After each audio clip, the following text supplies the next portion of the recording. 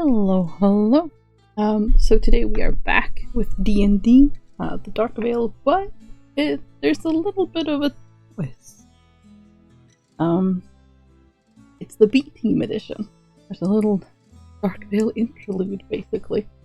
So we're not going to be the regular cast of characters, but the regular cast of people. So, we'll be new characters, but you'll still see their old pictures, lighting up when people are talking, so it'll be easy enough to identify who's who anyways. I'm gonna join everyone in the call. Gonna go the game. Oh yes, I have no rights anymore. My rights have been stripped from me. But yes, I'm just gonna join everyone in voice chat, and yeah.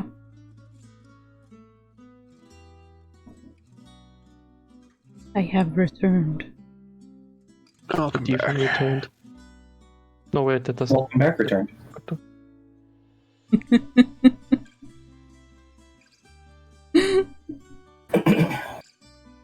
Oh.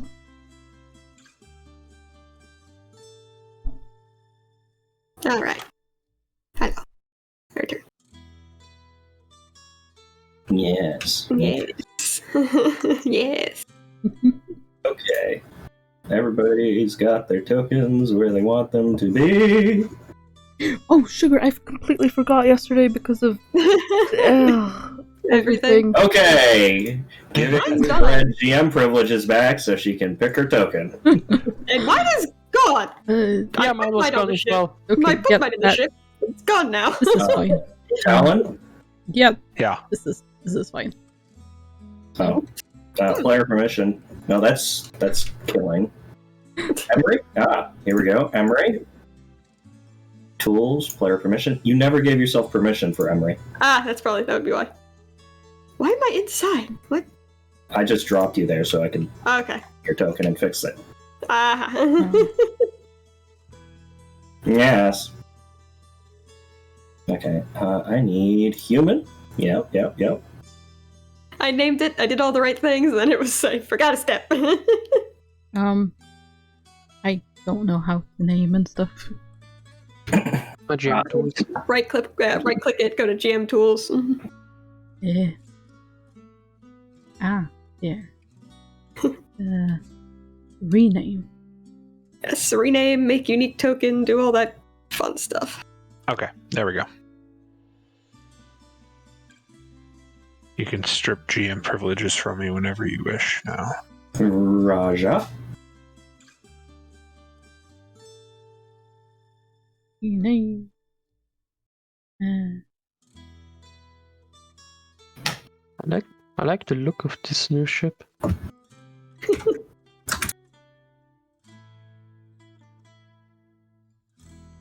Thank you. I didn't make it. It does a ship. Yes. Oh, no. Wait. Okay, I think I did the thing. You do the thing? Oh, Possibly. Eight. Hopefully. Why green bar? I'm guessing What? the new ship is where Yes. it should be. Uh-huh. Pink. Alright, so I have PC. What's the name of yours there, Natalie? Nico? Let me find you. Nico. Okay. GM tools, make unique. GM tools. Yep. Okay. Looks good. Players, stripping GM privileges from you. And killing. Hello, bud. Welcome. How you doing? Hello. Sure, player permission. Yep. Alright, good. Hey. Yes. Alright, I am going live then. Alright. Yay. Yeah. Yeah, welcome everybody to Drums. the intermission. This is a session that's going to be a one-shot, possibly reoccurring, depending if the characters survive, of what happens when we're missing players. I ended on a cliffhanger last week that requires the player that's missing to be here. So this is what we're doing instead. It's going to be glorious. So we have another week to sit here and figure out how we're gonna handle that. Contemplate our life choices. Yep.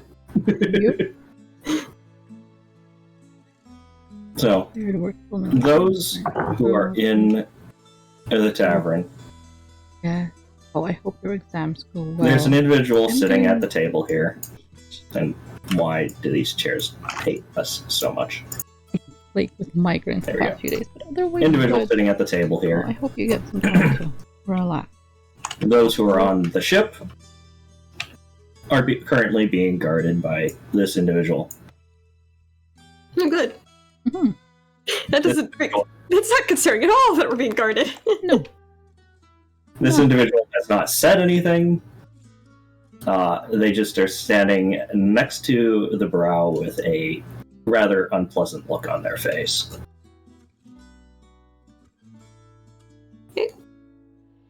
Alright. Who wants to introduce their character first?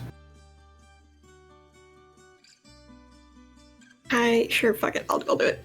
I'm playing Emery Elder, Water Genasi Warlock, a massive, very charismatic, massive flirt, who's kind of just came on board because he wanted to see the world, get in some adventure, and it just seemed kind of like fun at the time.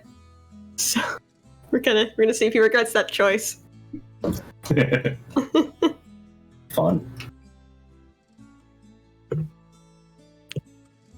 Who's next? I guess I'll go next.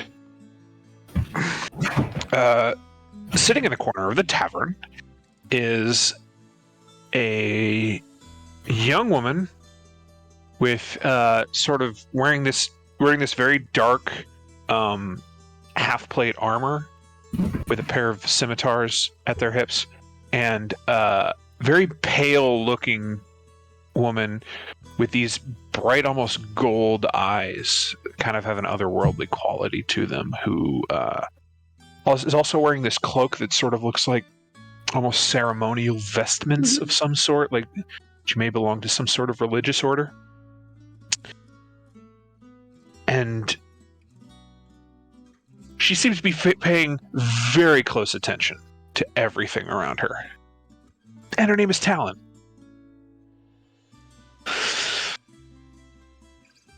Excellent. Natalie, would you like to go next? I can indeed. So Nico, or Nico Gray, he is a male Eladrin, the Ranger. He is, how should you say this? He's wearing a cloak, he's always got the hood up, he is trying not to be seen for the most part. He'll just kind of try to be as unseen as possible. And he may or may not be entirely honest. Not in that he'll just outright lie, but he may not always say the whole truth, or yeah. Ooh, good. He may hold things back, and Minor, he may not follow plans. I don't really know. Yeah. Then And last is Hans. Hans Montag, sitting there with red and silver scale mail and a helmet that looks somewhat that of a fireman. A former mercenary, he sits there and grins a bit to himself. And his personnel speaking, I would say he's the definition of why intelligence and wisdom are two different stats. Oh, perfect. This is going to turn out well. Oh yeah. obviously has an affinity for fire. That's stupid. Okay, we've got Water Boy and Fire Boy. Here we go. This will be good. All right. So everybody who is on board, we already got Emery's story, why Emery signed on for this. And Nico, why are you on board already? Nico may or may not be a little bit of a thief, and he may or may not have stolen a thing that, Yenin found out about, and he may or may not be on board because he might have to, unless he wants to get into trouble with Yenin. All right. Oh, we're gonna be friends. This is gonna go well. For those of you in the tavern, I imagine you are here for the notice. The notice didn't say much. It just stated, those who want to be paid well, and may not have some qualms with the law, can find no questions asked work on this day, at this time, at this tavern. Good. Blended. As you come in, anybody who inquires, the bartender will point you to this individual right here. And without you even asking, the bartender is going to hand you a pint before you walk off.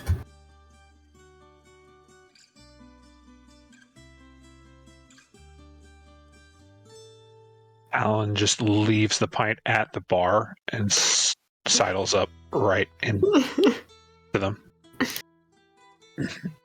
Let me pull a chair up. There we go. Thank you. There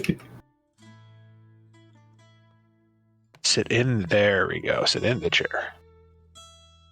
When you sit down, this individual, they look at you and they say, "Are you here for the notice?"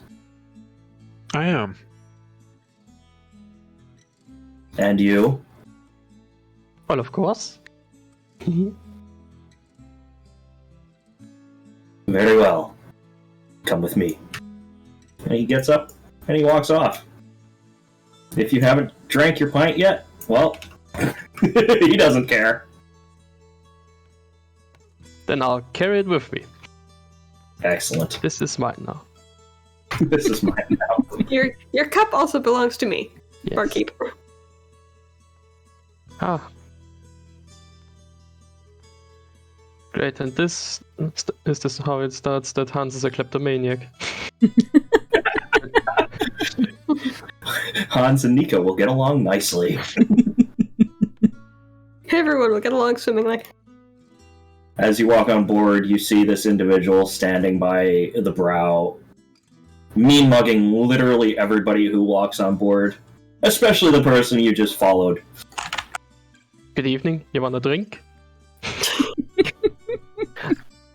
He says nothing.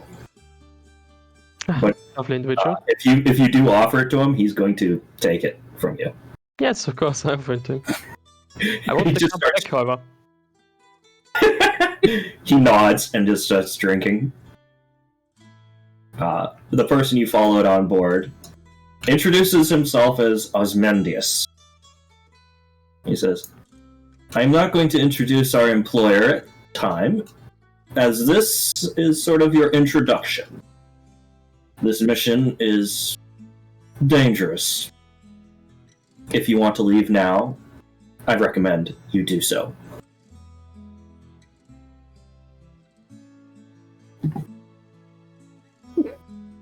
No leaving. After a moment, he says, "Very well. We get underway. I will explain your task along the way." So, the two of them get to work getting this small vessel underway. Along the way, he explains that the mage desires a certain animal. It has innate teleportation abilities, and is required for his experiments. You are to capture this animal alive.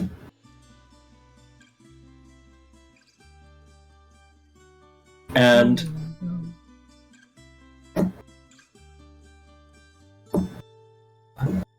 he describes it as a large stag. Oh, good.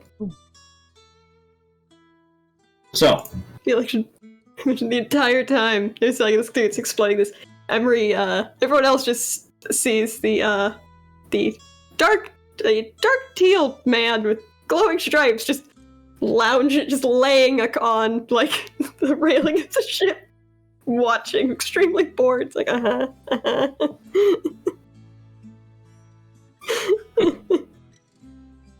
perfect.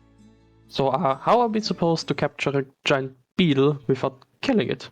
I know something to restrain it would be nice.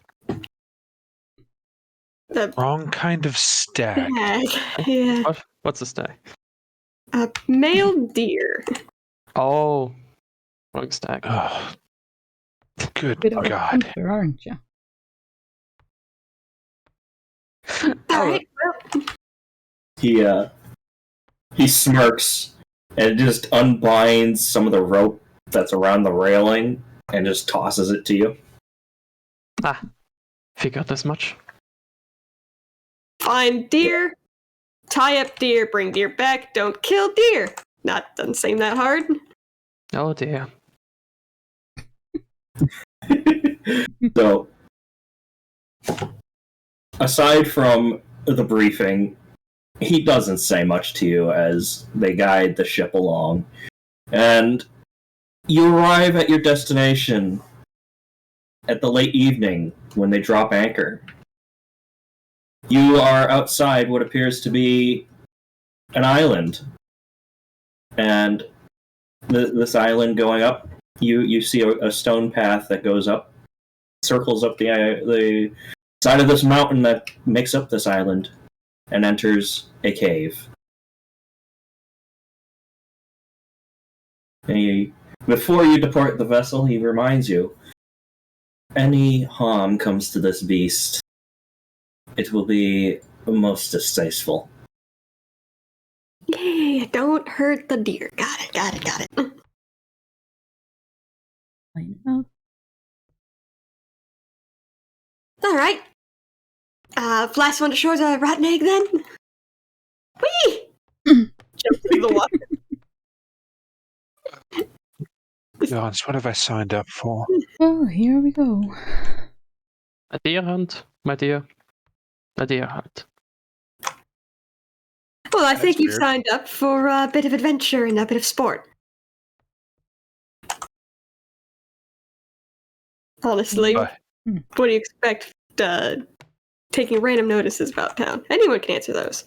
By the way, as soon as Talon steps away from the light and is completely enshrouded in darkness, she disappears. Where did they... Huh? Left already? Didn't expect it to go them quite so soon. You know what? I don't typically... You know what? That's a new one. I don't typically hallucinate lovely things. Oh, you're not hallucinating, dear. Oh, you are real. Oh,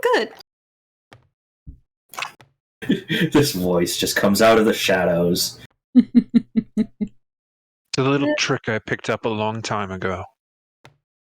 Ah. Fine trick. All right. Well, everyone ever hunted a deer before? By not capturing it alive. Well, Did a great I'm job. more meant for tracking deer of the sort. You know, Mm, tracking game and such. No, usually just set a part of the forest on fire and then they come running out. Ah, Like that's fire it. hunting. Not do that this time. We may Oh, be no, don't worry. caught in said fire. Yeah. Yeah. Let's see. This would be a nature check, I suppose, if I were to try to see if there were any tracks for a large hooved animal, right? Yep. Wouldn't that be a survival check? Isn't survival what you use to track? True. Survival. Is Emery proficient with survival? No. Identify the stag, survival to track it. No, but he will try anyway. I'd roll a 7. Excellent.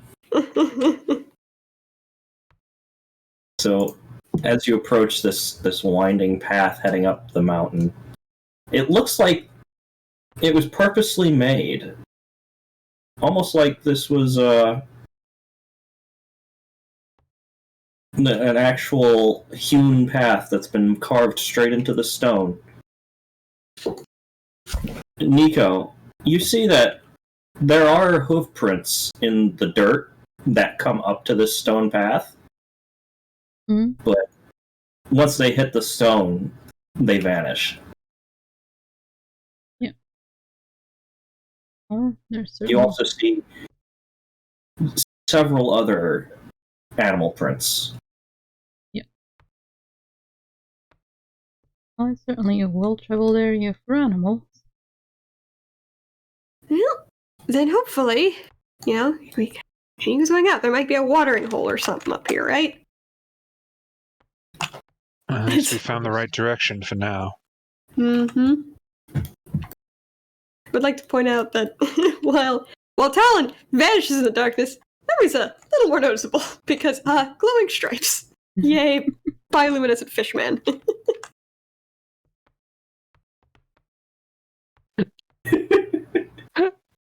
Emery just gives the touch stealth stick.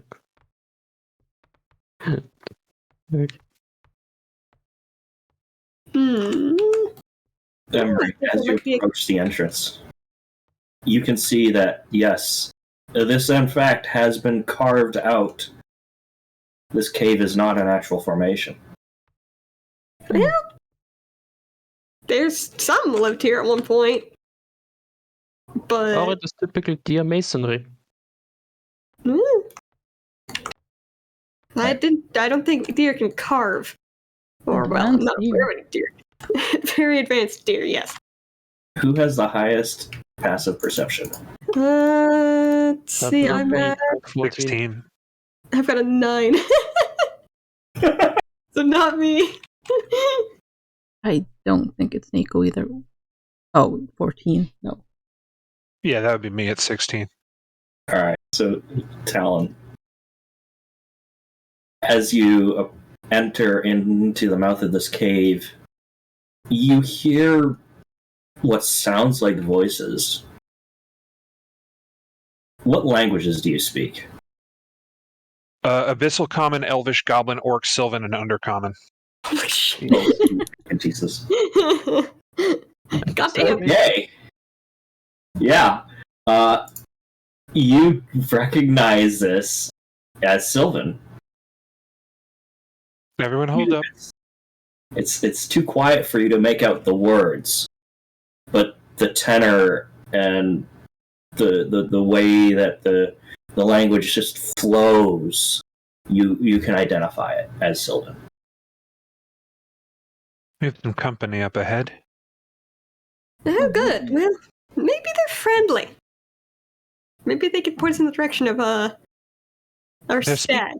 They're speaking a language that may or may not be friendly. I'm not quite sure.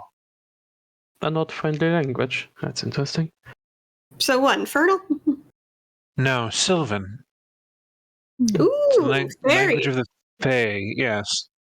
Who knows whether or not they'll be helpful, but they may be very dangerous. I suggest we take things carefully. Sneaky sneak? Sneaking then? Nice. Preferably. Alright. I can pick up what you're putting down. Let's go. Hell yeah.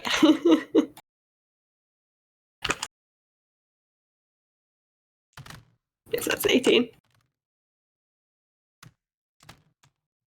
11, 12, 13 for me. Total. Oh, Nico. Hopefully I have advantage, so I get another roll. Okay, that's better. Wow. Yeah. That's a lot better. Holy shit. Acceptable. Miko steps foot into the cave and just vanishes. How are y'all doing? And then we have Hans, who's just kind of stumbling along. Let's see. Okay. Oh god, one got a 20. Yes. Okay. You may now enter the cave. Knock knock, someone home. Looks like there's only one direction to go. That makes it where the fuck is my token? There. Nope, that's not my token. That's not my token. Where'd it go? I've lost it in the shadow. Where'd it go? Oh god. There I am. Just as a reminder, you can just double click yourself.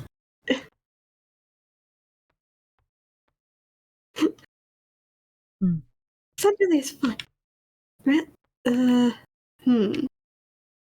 Emery's gonna just go ahead and kind of listen out as we're walking. Go ahead and make a perception check. That's persuasion, not perception. Oh my god! Did you just persuade the cave into telling us where the others are? Cave, where are they? You just, oh I fuck. don't know.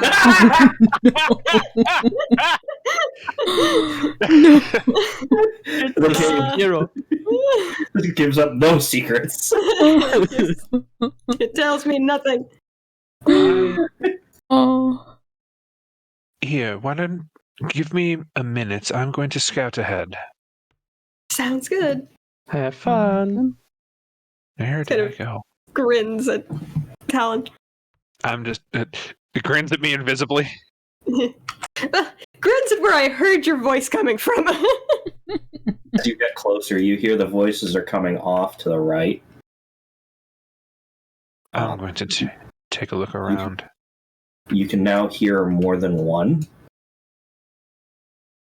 There's a gruff voice, a rather somber voice, and an extremely erratic, high-pitched voice.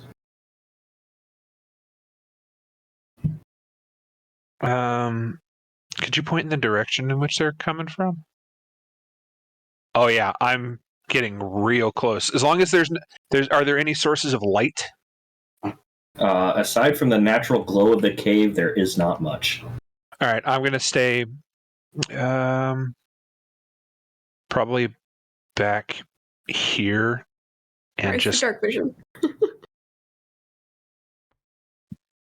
and listen in on their conversation for a quick second.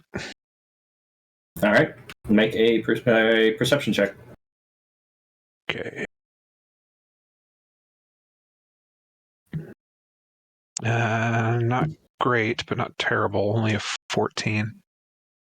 Yeah, well, the way the cave is bouncing around the voices, it's extremely you can't yet understand what they're saying. Hmm.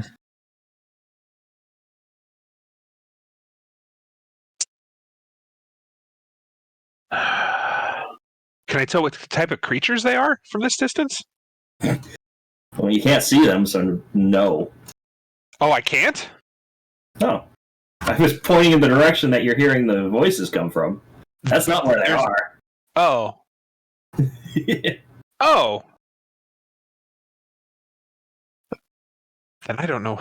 Okay. Well, then I guess I will keep moving forward, trying to stay away from the bioluminescence as much as possible and just keep going towards the voices.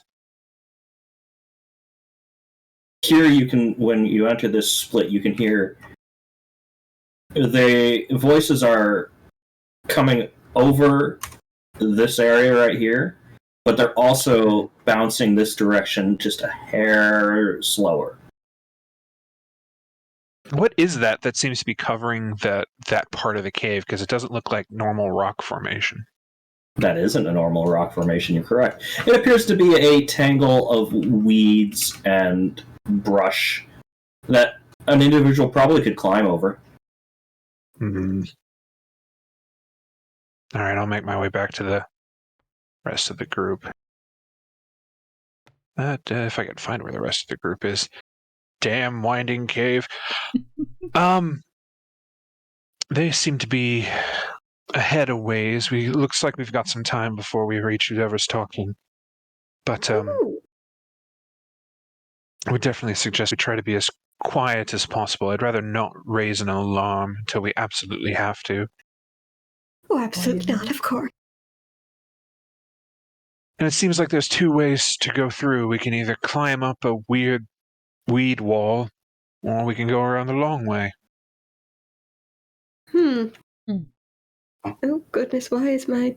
Okay, it's fine. I glanced at my thing and it was like, why is it in the red? What is happening? Why is this in the red? Okay.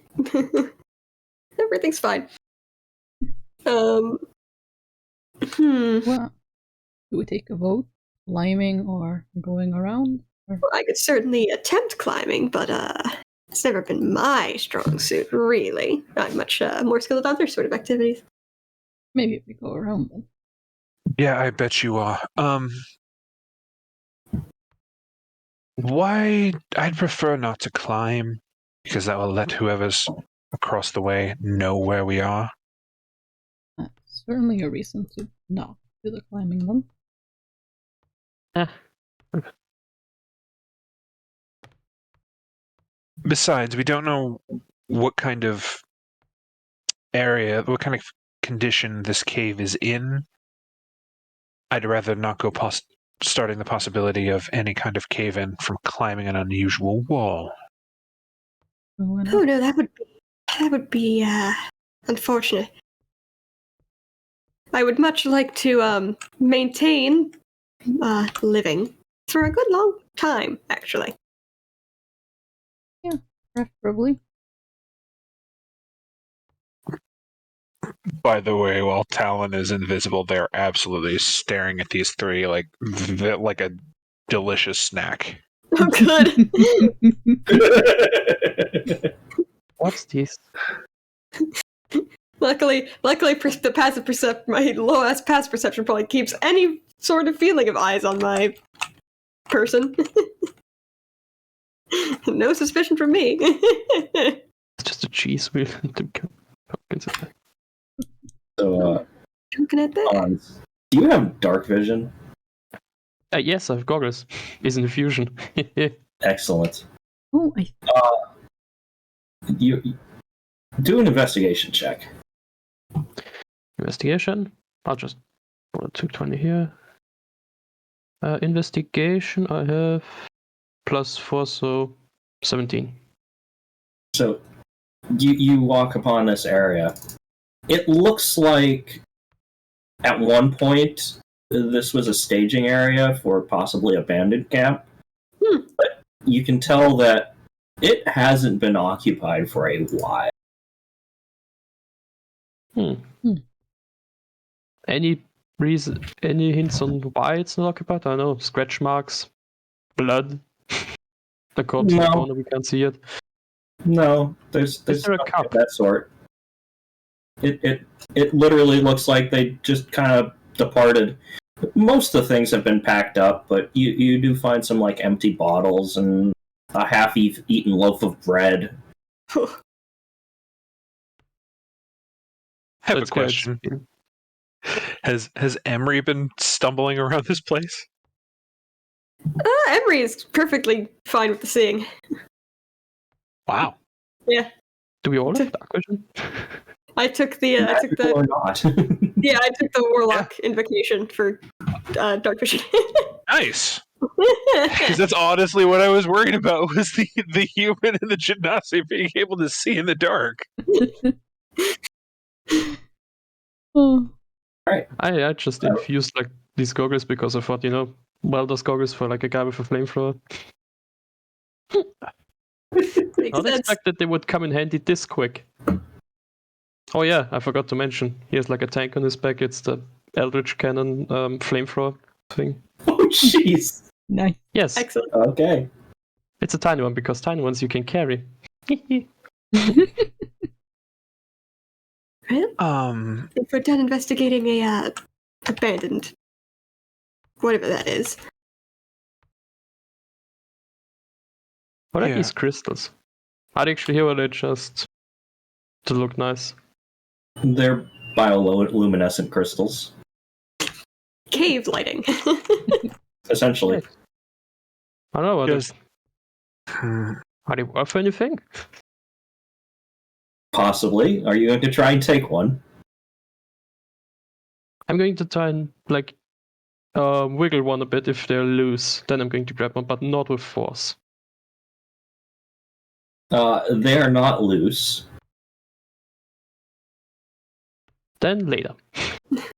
Otherwise, I'll break one out, fall back, make quite a ruckus, and, well, goodbye to stealth. Goodbye to stealth, yeah. As you were walking through this place, the only time Talon came into view is when she got close to the bioluminescent crystals. Well, we do have a And then bioluminescent fish. Yeah. This weed wall, does it go all the way to the top? No. There's a space of about 5 feet between it and the ceiling. Okay. So Talon says, hold on, wait just one moment. I'm going to take a look over this. And instead of climbing up the wall, what she does is she just sets one foot on the wall itself and then another and just starts walking up the wall. Oh, excellent. All right. And then onto the ceiling, and we'll just sort of crouch up and sort of just peek over and see what she can see on the other side of the wall. Not how physics work. What was that? I don't know, you didn't see it. Let's see. Right, you just... Oh, I need. How far is your dark vision? 330 feet. Oh, yeah. So, from your vantage point, you can easily see down this way. You see two large, strange cat-looking creatures. They both seem to be standing there quietly next to this campfire. You see a large turtle beast, and you see a stag. Do I recognize any of those creatures besides the stag? Obviously, that's the thing we're supposed to capture. Go ahead and make nature checks. Ooh, yeah, +1. That's a 5. Nope. Definitely not. This is extremely weird.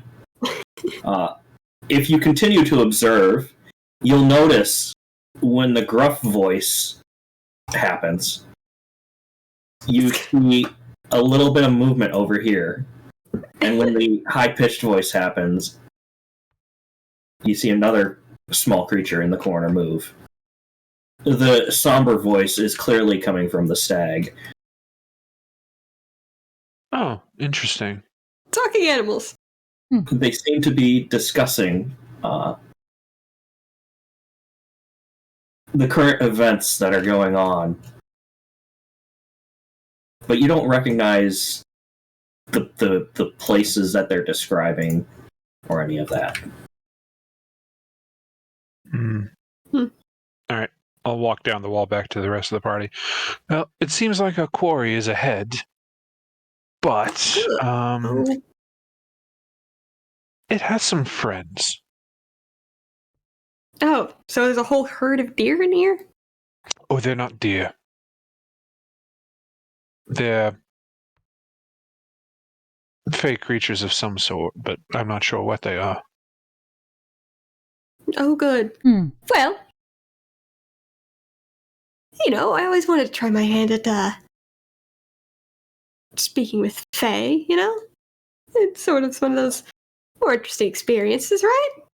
Maybe they'll just give us the deer. The deer is an intelligent creature, and I don't think they'll just give us their friend. Well, that means that the deer might be able to be reasoned with. We tell him we're going to take him on an adventure. Maybe he's not that smart. I mean, you can go and try. Tala just sort of sighs at that and starts getting her scimitars ready, just knowing that there's going to be a fight. It's like, I mean, we can't hurt it, so the option is either We can't hurt it, Alternatively- but we can absolutely kill its friends. true. But if I doubt it'll take kindly to us killing its friends. You could also just smoke them out. Set enough stuff here on fire. The smoke fills up the cave. They fall unconscious. We collect them. We also fall unconscious. Yeah. Right. Yeah. I forgot that part. Yes. That's the important part. You know, Well, I was a bit more mission focused than survival focused in this moment. some of us would fall unconscious. I'd be okay. Well, we'll call that plan H. Put it a little further along the alphabet. I think that's plan Q at best. Plan Q it I is. would like plan F for fire. Oh Lord. Okay. Oh, Nobody Jesus. sees this, but Talon pulls out this little chain around their neck that has a symbol that looks like a cloth like bandit's mask, and just starts rubbing it and go, "What the fuck have I gotten myself into?" Wow. Okay. Right. Smoking out. So are we gonna Yeah, go? Are we well, going to that's try the to same. get a? Hmm? Say again, Nico. Trying to smoke out the animals and us aside. You probably do need to have some sort of plan. Why is it laying down? I can just imagine it sliding down the grave. Anyone? Everyone doesn't see that. It's like, well, what do we want to do? Do we want to go and take a closer look and see, or do we want to just walk in, say hello? There's a pie. Hmm? There's a cat. Oh, Emery, hello. you feel a cat rub up against your leg. This cat does not look normal, though. Cool. How does it not look normal? For one, it's extremely large for a house cat, if you're familiar with a house cat. Probably. It also has 2 tentacles coming out of its back. Ah, got it. One is wrapped around your leg. Careful, It's like, I've heard cats like tuna. Ha ha! I'm not a fish. Hello, kitty. Well, the cats too much. Strange kitty. Let's see if somehow in the 6 years that Emery's been free, if he's so nope. Oh god. You have never seen anything like this. No, it's like it's a weird cat. Okay. Is Yes, this one of the Is this one of the things you saw on there? Nope. It is.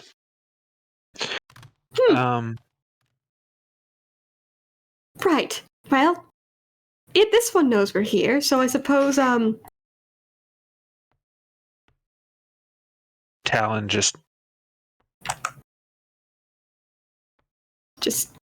follow it. Make a good impression. Talon absolutely just leans down. Where are they still wrapped around Emery's leg right now? I mean, sure, yeah. Okay. Just lean down and in Sylvan say, "Can we help you?"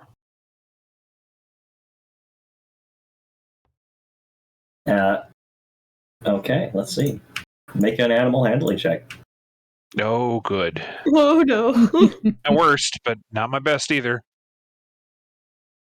Okay, but I rolled a 22 total. Not bad. Yeah. It's only a +3. That was pretty good. Yeah. It looks at you in an extremely high-pitched, squeaky voice, says, "You don't know me. You can't see me. I'm not here." Technically, you can't see me, but I am here, and I don't know you. Hey, don't know. Okay. You seem very attached to my compatriot here. You see it kind of look over its shoulder and start, and it jumps back. Huh, where'd you come from? Emery can't understand any of this, but it's just like the cat is talking. The cat is talking in a language I don't understand. What did you say? With it still not being able to see me, I just boop it on the snoot. You boop it on. Well, you attempt to boop it on the snoot. Uh-huh. It's not actually like your hand sort of passes through where it looks like it is, and you just feel like just off to the edge of your hand, the fur brush up against your hand, and it teleports away, Oh, so the cat can tell us. and then it starts running. Well, Gosh. that's interesting. I think we're. I think that We might be either way, they know we're coming. Well, Yeah. let's try to be neighborly then, shall we? Perhaps Splendid. there's Considering we're going to be taking one of them out with us, no matter what, I highly doubt that. So let's I try to like more be direct quiet. opposite. Yeah, most people don't usually take being, well, I mean, taken. you assume we're Kindly. going to make it happen by force. We could just convince the stag to come with us. We could try. Yeah. Hello, And you assume Simon. that these creatures will be willing to listen to us, Good but I Lord. don't necessarily agree. Welcome, The few welcome, times that I've had to everybody. kidnap someone and take them to probably be used for magical experimentation, they have not taken well to that. And there's multiple types? I am not admitting to anything. Thank you very much. Oh, We're just Yeah. supposed to investigate this table because this is a suspicious table. Never mind. Emery's just rolling shit. It's like, fuck, the rolls I'm good at, he's rolling shit. The ones I'm bad at, he's rolling shit. It's nothing but shit. Jeez. I've investigated the table. Let's see if there's something interesting. Hans, once again, you get the impression that while people left here quickly, they left so deliberately. Mm. The You things know, that are left behind are things that are not of terrible importance. Anything of use left, or just empty cups and stuff? With a 20, you find a half-filled bottle of grog. I'm going to take it, but not drink it. Probably I'm wise. going to- I'm going to offer the deer beer.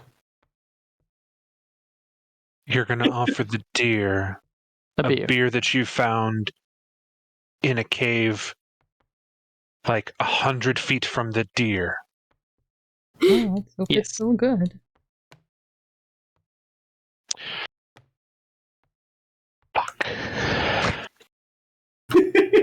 Come to think of it, all these tables and abandoned stuff does not make me think that convincing the deer will be an option. Hmm. As you come around this corner, you see just over this stone formation the glowing form of an extremely large stag. That's not a stag, that's a moose. Oh no, look at the antlers. It is a stag, I think. Close enough It, anyway, I suppose. It glows with the same light that you would expect a full moon to give off. Oh, wow. So anyway, anybody know how to tie down a stag without hurting it of this size? Make a stealth check. Fuck. Oh, wait, that's good. That's good. Okay? Right, I've disadvantage on that. You're speaking. There's no disadvantage. Okay, good. Well,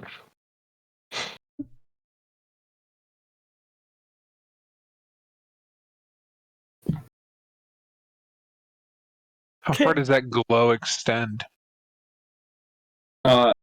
It extends about 20 feet.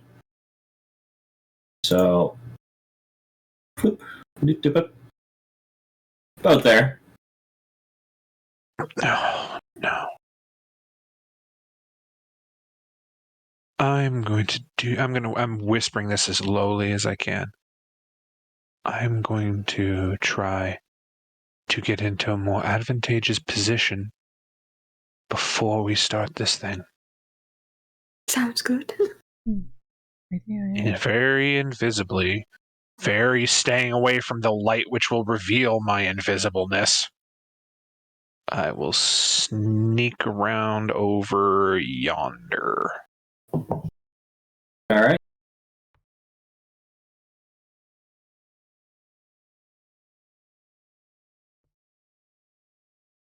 And as I'm leaving, I just say, give me a minute and then do whatever you're going to do. It's just like, What are we going to do? shrugs. It's like, We open fire. But we're not water. supposed to hurt it. Not at From here, Talon, you can clearly understand what they're saying. Mhm. They're discussing how the Fae appear to be under attack. Recently, the Crown Prince has vanished without without an explanation. It isn't exactly uncommon, but people are starting to worry. It's been a while. it's vanished longer than usual this time. Yes.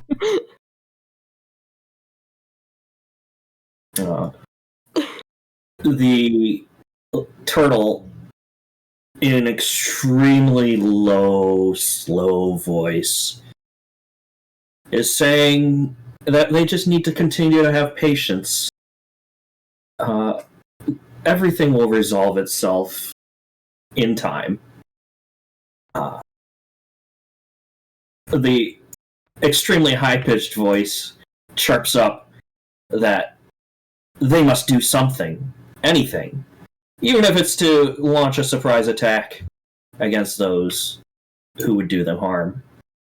And then the gruff voice speaks that, no, we must have a target to strike if we were to strike anyone.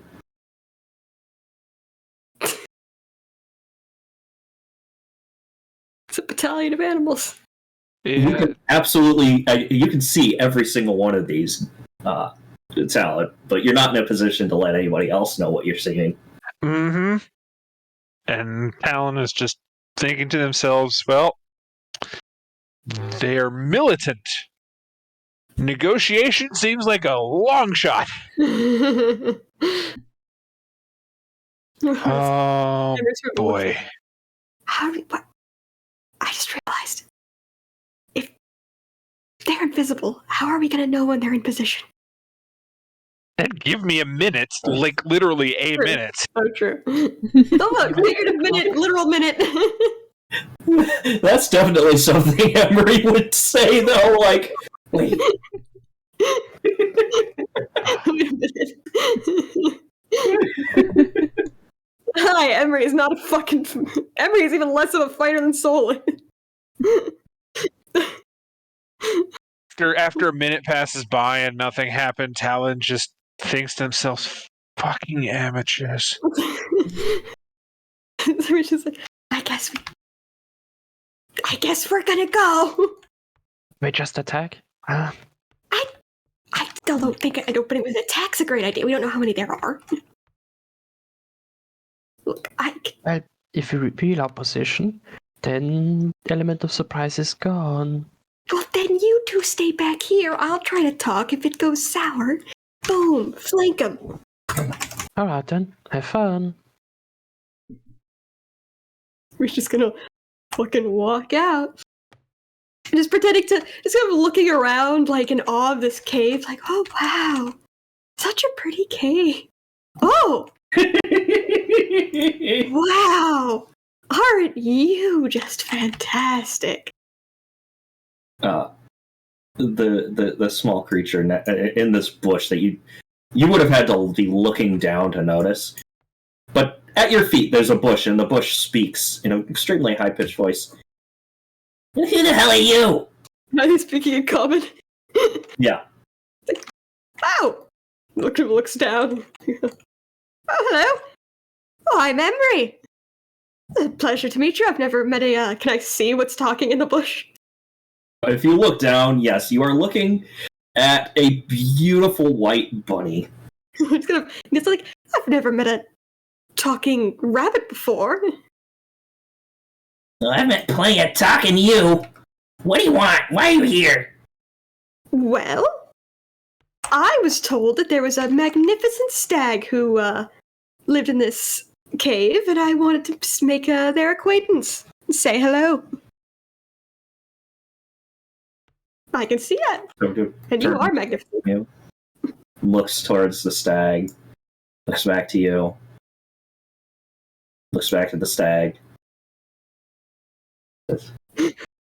Hello, Doc. You've been made. How did they know you were here? Is this still in common, or are they back in Sylvan? That would have been in Sylvan. I mean, it's like, I don't care. A rooster walks up to you. Starts speaking in common to you. Says,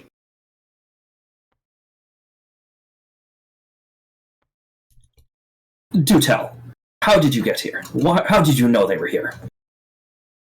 Well, I have an employer who is most interested in a partnership with the Deer Stag and sent me as a envoy to make peace and extend the olive branch of friendship. Your employer, what's their name? Does Emery know? Does Emery know the employer's name? Oh, how long's Emery been on board? He's been free for 6 years. I don't know how much of that. Which and Yenon's been doing his thing for. I'm not. Yeah, this is 2 years after the events of season 1. Yeah. How long has Emery been involved with Yenon, though? Yeah. Maybe a few months. Maybe a. Yeah, a few months at this Few point. months. Yeah, you would have Sure. met him. Would he realize that telling the stag that Yenon's person he works for is a bad idea? This is the question.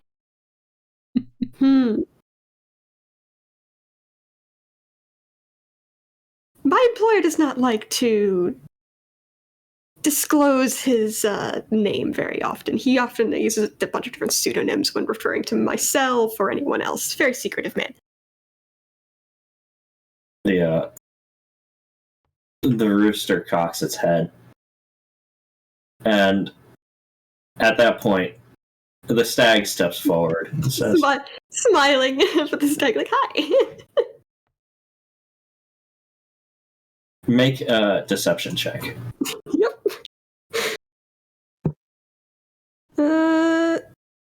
Glee, I'm pretty okay at those. Please roll well, for fuck's sake. Okay. They didn't. Try to remove it. Okay, 17. I keep.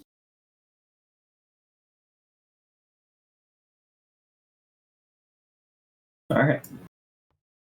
The stag steps forward and says, those who hide in the shadows usually have something to hide from.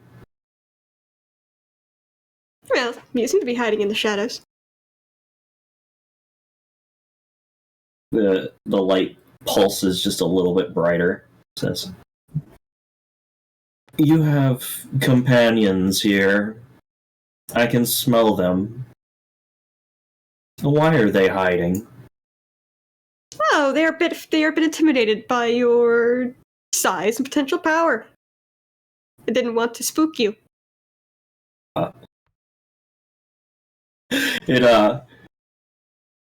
It cocks its head over towards the entrance that you walked in from and says, please come join me.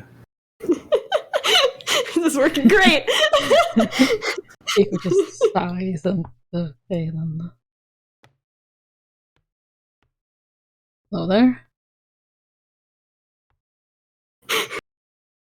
It looks at the three of you and says, "So, what can you tell me about this proposal? You first." Yeah, nothing much more.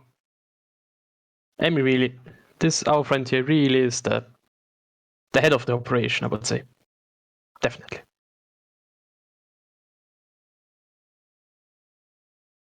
And you, quiet one, what do you have to say? Yes, no, Emery's absolutely the head of the operation. It's like, all right, we'll go Yeah, with this. no, that's Hans, you see the small cat curled up next to this large one. Says, Talon in Sylvan, you hear it say, "They tried to touch me." Oh.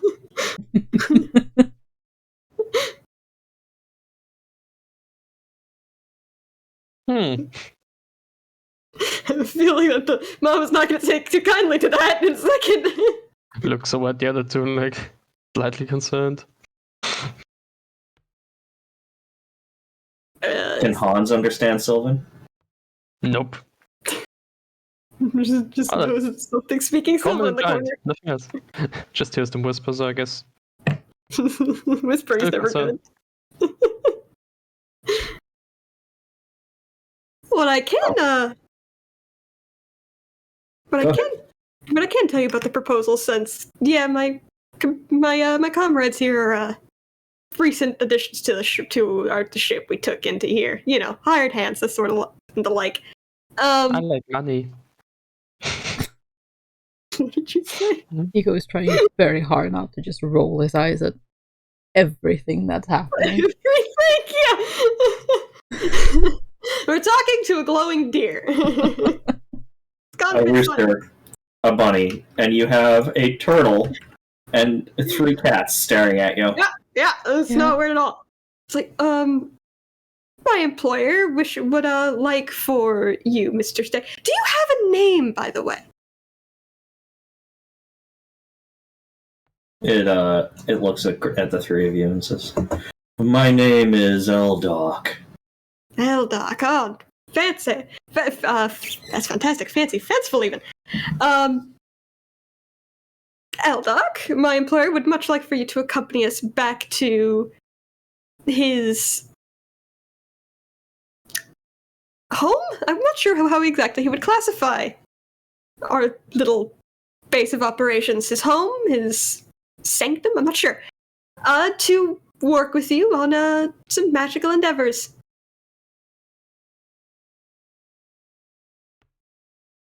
Make a persuasion roll. I'm technically not lying. Just leaving some things out. If I persuade the deer, I swear to God.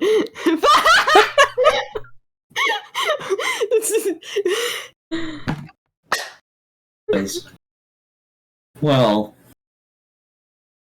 that is an interesting proposal. And the rooster and the bunny will pipe up. Says, "Really? Oh, the bunny first says, magical, you say? I don't know some of that." And the rooster steps forward and says, "Yes, I too would be very interested in that." Ooh. Eldoc stomps a foot, says, "No. We still have to deal with our problems." No, what are your problems? They are none of the concern of the material realm. Well, And why perhaps if you are you in the material realm? I mean, if you have business somewhere else.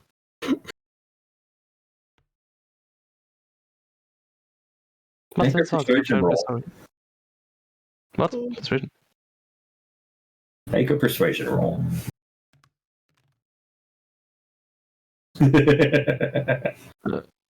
He snorts, says, +5, so 16. "Oh, 16. Okay." Are we I don't have extension ready, so I'm just doing it. He snorts and looks over at the turtle, looks back and says, "It is easier to keep from being discovered here."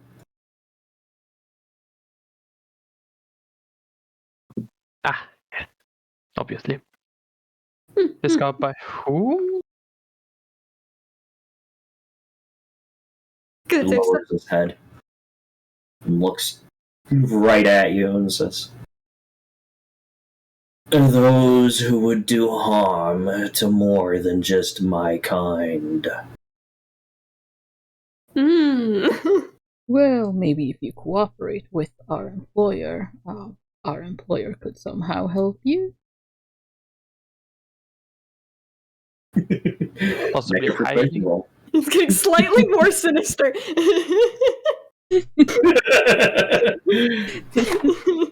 Nico, make a persuasion roll. Oh boy. Yeah. Look, I just want to Nico get a fight with 2 displacer beasts. No, I fear that Nico is about to blow this whole thing for us, because what this roll says. Oh, okay. No. No, No. yeah, 19, okay. Cool. Okay, we're continuing to somehow persuade the magic deer. Oh, jeez. What is talent doing, by the way? What are they doing over on this side?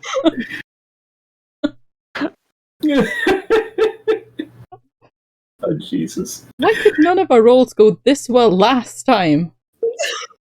No idea. Because it's not funny, okay? It kind of is.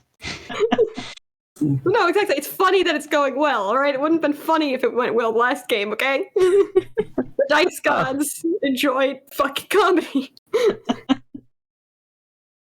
In Sylvan, this cat will speak up and say, "If you join them, you know that we cannot help." Respond, he says, "Yes, it is a gamble. Perhaps we should enlist the assistance of the mortals." And this one will speak up and say, "I do not think it is wise." The turtle will say as well, "I do not think it is wise." And the bunny turns and says, "Yeah, but all the magic. If they're doing magic, we gotta know. We gotta know what they're doing." The rooster says, "Temper yourself, Misha." And says, "What sort of magic?" Honestly? Didn't say. Again, like I said, secretive sort.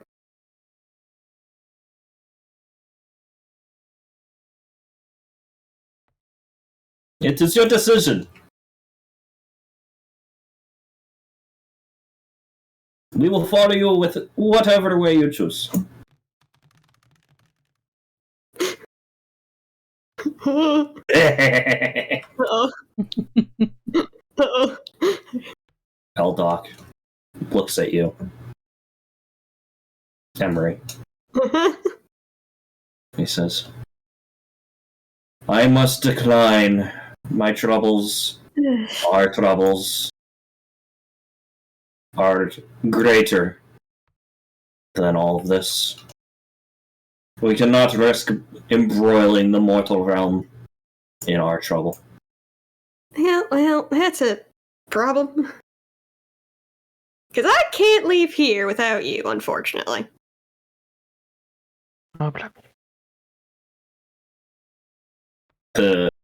The cat immediately to your left, its ears go back and its hackles raise. Hey, I ain't hurting no one, alright? Do I have a weapon raised? I do not. Don't you raise your hackles at me. I have raised no weapon. It speaks in Sylvan and says, I do not like his tone.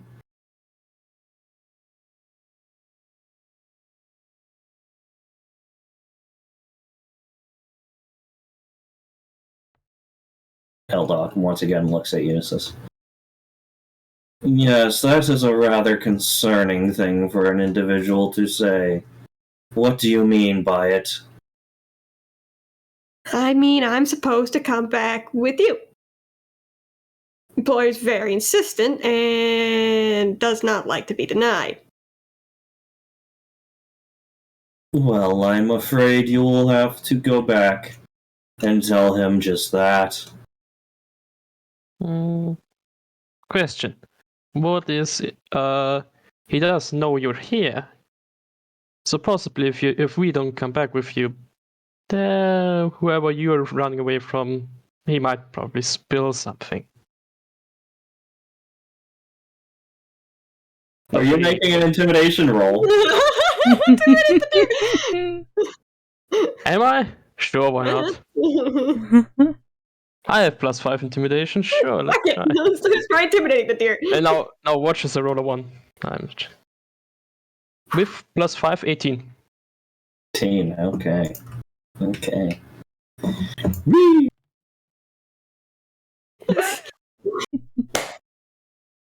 Yes!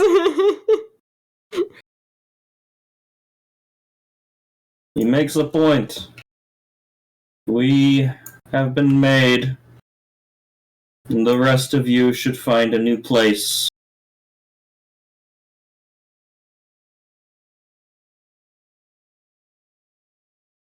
There's many, many voices of dissent. He puts his foot down. Says, let's see. What was his language? Other language. Giant oak. Do any of you speak Primordial? Yes! Actually, yes. Anybody else? Nope. Emery. You hear him. He addresses the cat. Says, same tenor. Essentially trying to make it. Everybody else would think that this is just like a grunt, some snorts and things like that. Emery recognizes it for what it is when Eldok tells the cat, says the one closest to Hans, and says, I do not trust this. Follow. Gather the others if needed. And then he turns to you, Emery, and he says, in common, very well. All right. I will lead you towards the ship. Wonderful. This chat. And, This chat talking. I'm trying to think of a way to convey. So Forms 3. he's going. Yeah, he's gonna step a little bit away. And if so they're. Oh, good. Okay, so there's not really a way I can really. Okay, we're just gonna. You're on top of me. There we go. Talon. Make a perception roll.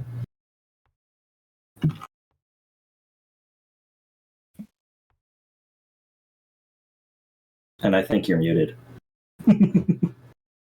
I was. 23. Oh. You see the rabbit's ears perk up, and it sort of twitches over in your direction when you walk past. Is that Talon? Is that Talon's token next to Emery's, or whose token was that next to Emery's? There for a second. I think that's Nico. Nico. Okay, so if Nico maintains being that close to Emery, he's going to very quietly try to mutter to him, so, like, that they are being followed. In what language? Common and yeah, the only. Well, technically, he would know Dwarvish too, like Soul does, I guess. Make a stealth check then. Yep. Because I doubt. Yeah, he probably does know Dwarvish like Soul does, but I doubt Nico knows Dwarvish, so Nico common. does not. Yeah. Yep. Stealth. There it is.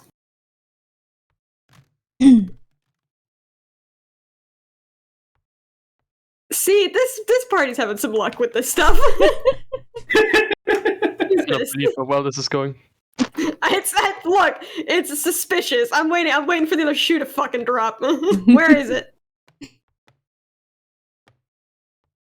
Also, I'm going to try to pull this crystal from early out. But this time with force. Alright, Okay. go ahead and make a strength check.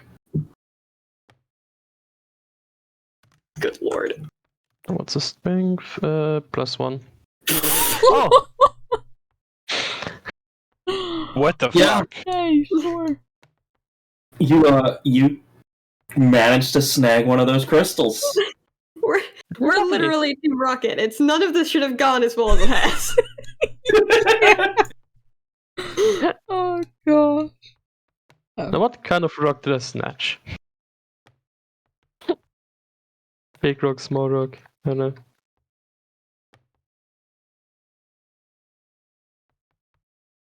Alan. Yeah.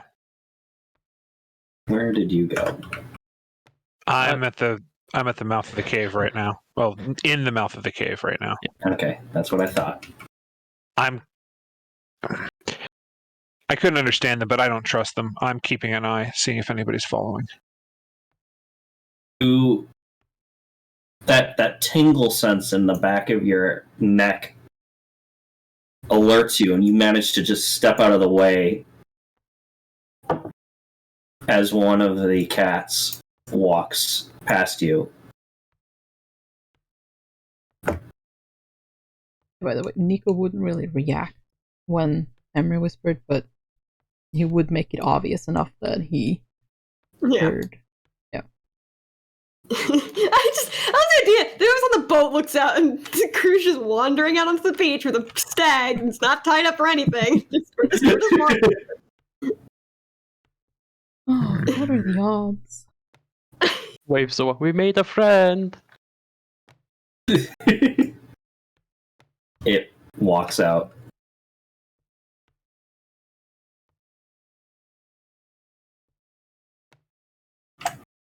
Now, I think they should have launched us with a bigger boat, honestly. I don't think they And the realized how way to- tall you were.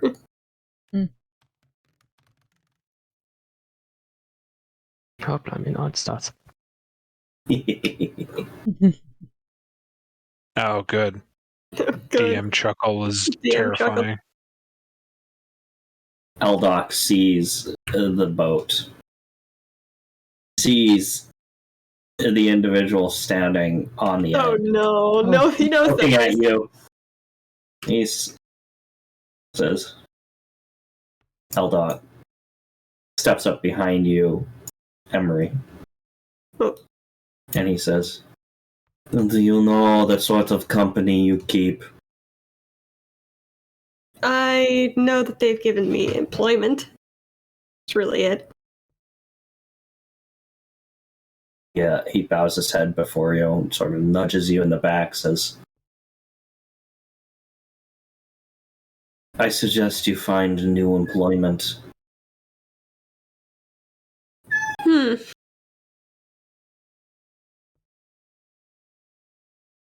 What is that? Talon, Uh-huh. where are you? Yep. I'm in the woods near the beach. Okay, then you don't see. Okay. I figured that more are coming. Straight up says, oh, why is that? Curious. He looks up, and the moon starts shining just a little bit brighter. Yeah. And a beam sort Nope. of light sort of illuminates the area around where he's standing. And he says, I know evil. You are not evil, but those you work for. And he gestures to the individual who's just literally standing agape, like jaw on the deck at this scene that's unfolded before them. He says, that one is.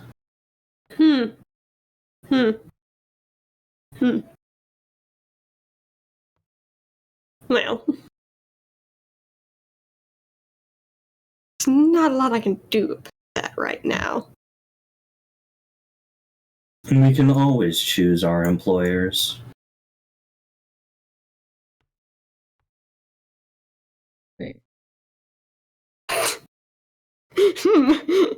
Oh, it's trying to persuade us. It is. I'm like, oh shit. Here's the thing. God, why am I dropping frames? Talon, you'll hear the crumbling sound behind you. And if you look back up towards the cave, you see a whole menagerie of individuals are watching you.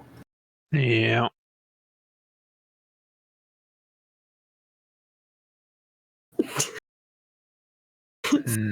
It's we've got quite a decision here because Emery is the sort to just decide, you know what?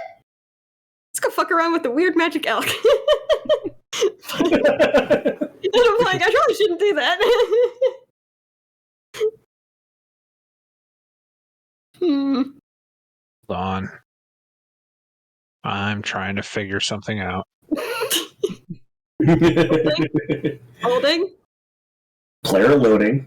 Player loading. Emery's just trying to consider how do I get the stag on the boat. It didn't even give us a little boat to row it over. Oh, literally. There's nothing. Talon's going to hold their holy symbol and say, well, better now than never. And they're going to cast Entangle and try to get a hold of the elk. Okay, what is that? Imagine Emery's about to see something else. It's like, oh, never mind. Okay, we're doing it this way now. When they cast, a bunch of thorny vines come out of a 20-foot cube, and I am specifically going to angle it so that it does not hit the party. It just hits the elk. Okay. And start trying to wrap around its legs. And Dexterity or strength? Strength. I'm probably good, but it's my best bet. Why? Well, no, it's got a saving throw, doesn't it?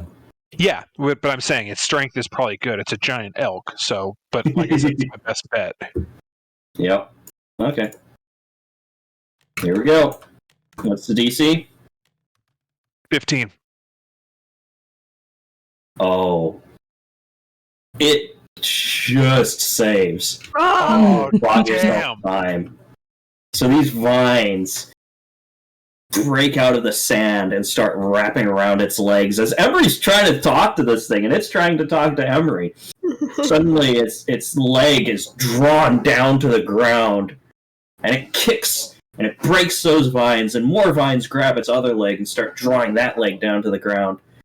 And it just looks at Emery with these eyes. Do an insight check. Oh, okay. My insight's not great. You're looking at the huge eyes of a glowing elk, and you have no idea what is there. I love your lack of anything wisdom based. Everybody, roll initiative. There it Yeah. is.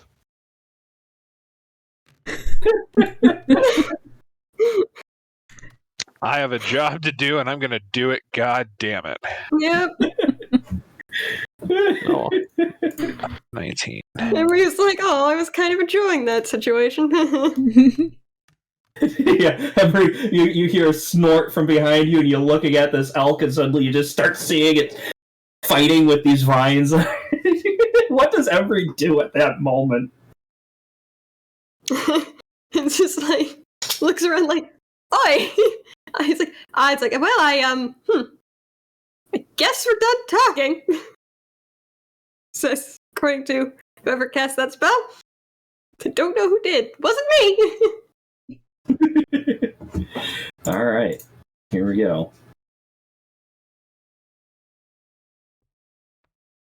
This is a good setup for a crisis of conscience later for for at least this member of B team. Yep. Hi, I joined the Fae now. I'm on the side of the Fae. Fuck you.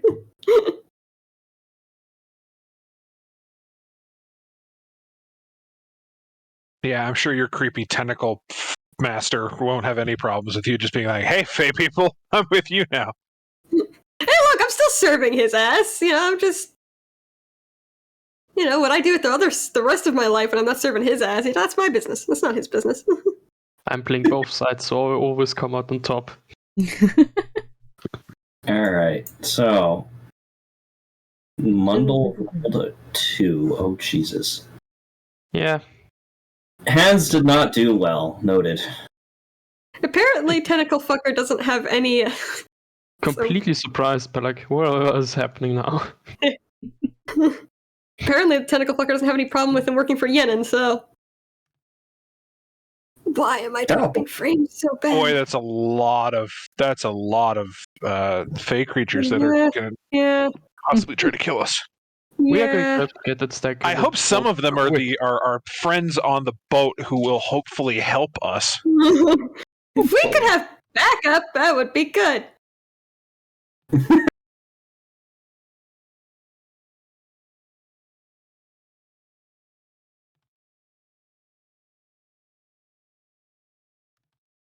Oh, wow. Okay, 11 and 5. Okay, so Hans is going after. Jesus, is a mess. Hans is pretty much going last. there. After, I was going to say after everybody. Yeah. Not going completely last, but go. Second to last. All right. I have some time. Emery is. Oh, no. No, where's Emery? Emery. Oh, yeah. Okay, Emery. Nico did the best out of everybody except Eldoc. That's funny. Talon as well. And Talon beat literally everyone. Hey. All right. Let me get these two set up real quick because I apparently forgot to do these two, sadly.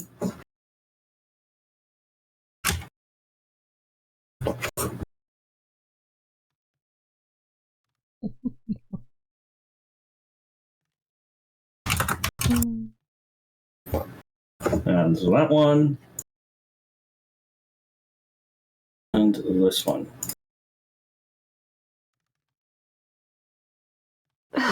No worrying turn. Oh, great! I go before the kitten. He goes for the kitten. The kitten who I'm suspicious of, I'm going to be honest. I'm like, Based on the timing going on, I'm suspicious of this kitten. All right, Talon. You have cast a spell as the first part of your action. On, damn it. And it didn't Almost seem to fitting work. that you went first. Yeah. Did that use up my action for my first turn, or was that what initiated combat? That initiated combat. Okay. That means you won't be able to cast a spell again until your next turn. I hate this. I am so mad that it made it save so closely. Literally made the save. +4? Oh, Yep. 1 off. Ah! Damn it. It's currently fighting with these vines, though. Yeah, I'm going to look over here, and do I see the animules coming down the hill? Not yet. You Okay. see, if you have the vision to be able to see just how far they are, Mm-hmm. you can see them all go to alert. Literally, you cast this spell, and you just look over your shoulder, and you see all of them up on the hill immediately start. They're all at alert now. But no, none of them have moved yet. Okay. Hold on, I see.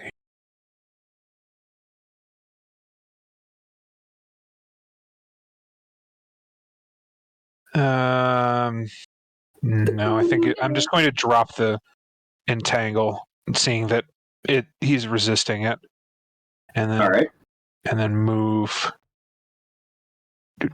Do.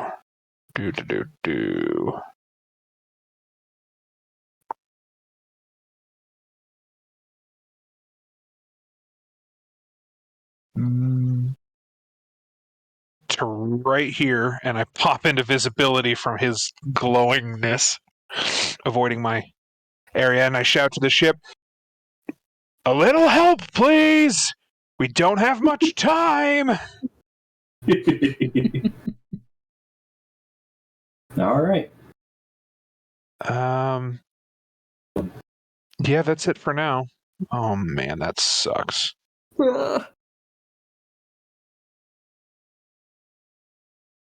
All right. Eldoc. Kicking off these vines, looks to you, Emery. And then suddenly Talon just appears. And he just bows his head once and nods.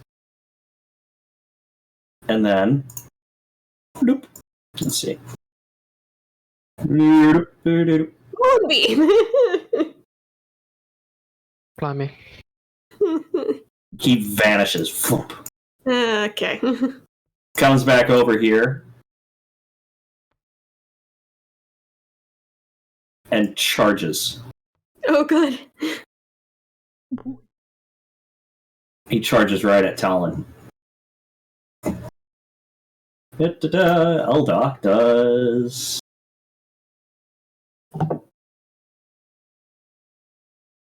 Yeah. Alright, here we go. Does this hit? We'll find out. Yeah, 22. that hits. Alright. 2d2. Yep. So that plus this, and make a strength saving throw. DC 14, please. Oh boy, that's a natural 1. Yeah. So it does. Wow, 2 ones on the extra damage. Yes. 12 damage, and just barrels over you. You are now knocked prone. It is standing on top of you. Just horns pressing you to the ground. Immediately when that happens, Talon's eyes go deep red and the sclera turn completely black and her fangs grow a probably solid inch and just hisses at it. Oh. He says. It kind of looks at you, startled for a moment, says, "The evil will be purged." Uh-oh. Nico. She quickly in Sylvan, she just says to it, "I'm gonna enjoy seeing you cut into pieces." Oh, jeez. So much for alive. Oh, Nico's just gonna sigh. Oh my god, you named them? They're named. They're all named. Oh, that's adorable. Yeah, and Nico's just gonna look at Eldoc and just, sorry, it came to this. It was a lot easier when you were willing to just come with us. It'd be nice if that kept on, and he'll bring up this rope that's attached to a belt on his hip, and he'll just talk to it, and the rope shoots off to try to restrain Eldoc, and he has to make a dexterity saving throw, DC 15. Oh, Eldoc is... Oh, okay. DC 15 Dex saving throw. Let's find out. Come on. Come on. No. He fails. Okay. Good. Restrained. So that's restrained? Yes. Okay. Rope of entanglement. Very nice. Restrained. Yeah. Creature speed becomes 0, can't benefit from any bonuses to its speed. Attacks have advantage, and it has disadvantage, and has disadvantage on dexterity saving throws. Excellent. Fantastic. Okay. What was this rope again? What was this rope? What do you mean? Rope of entanglement? Yep. Okay, I just need to figure out what he's going to do against this. Yeah, rope of entanglement. DC 15 strength or dexterity check. Yep. To break out of it. Oh, okay. What else do you do, Nico? As you successfully restrained Eldoc. Well, honestly, Nico hadn't really thought that far ahead, so he'll just kind of look at the group and... Okay, well... What now? Do we... Well, if the boat could, I don't know, get someone over here. Yeah, that. Help. Okay, well, Wait. Nico does know that someone is coming, so... Let's see. Okay. Going to Oh,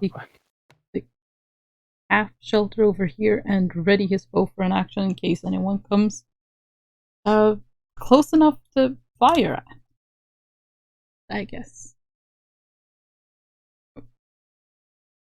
Nath, just so you know. You have spells as well. You never picked them. What? You're a ranger. You have spells. I do? Well, You I have do. one. You have more than one because you're Oh. a ranger. Oh. Yeah, just you need to pick them. spells. Oh. on the right, manage spells. Oh. Well. Well, his... Nico's turn is up. I'll just have a look at this then, yeah. That's why I did it now, because I wanted to be like, because I wanted to make sure you knew for next turn. What's Nico's range for ranged attacks? Give me 150. 150. Okay.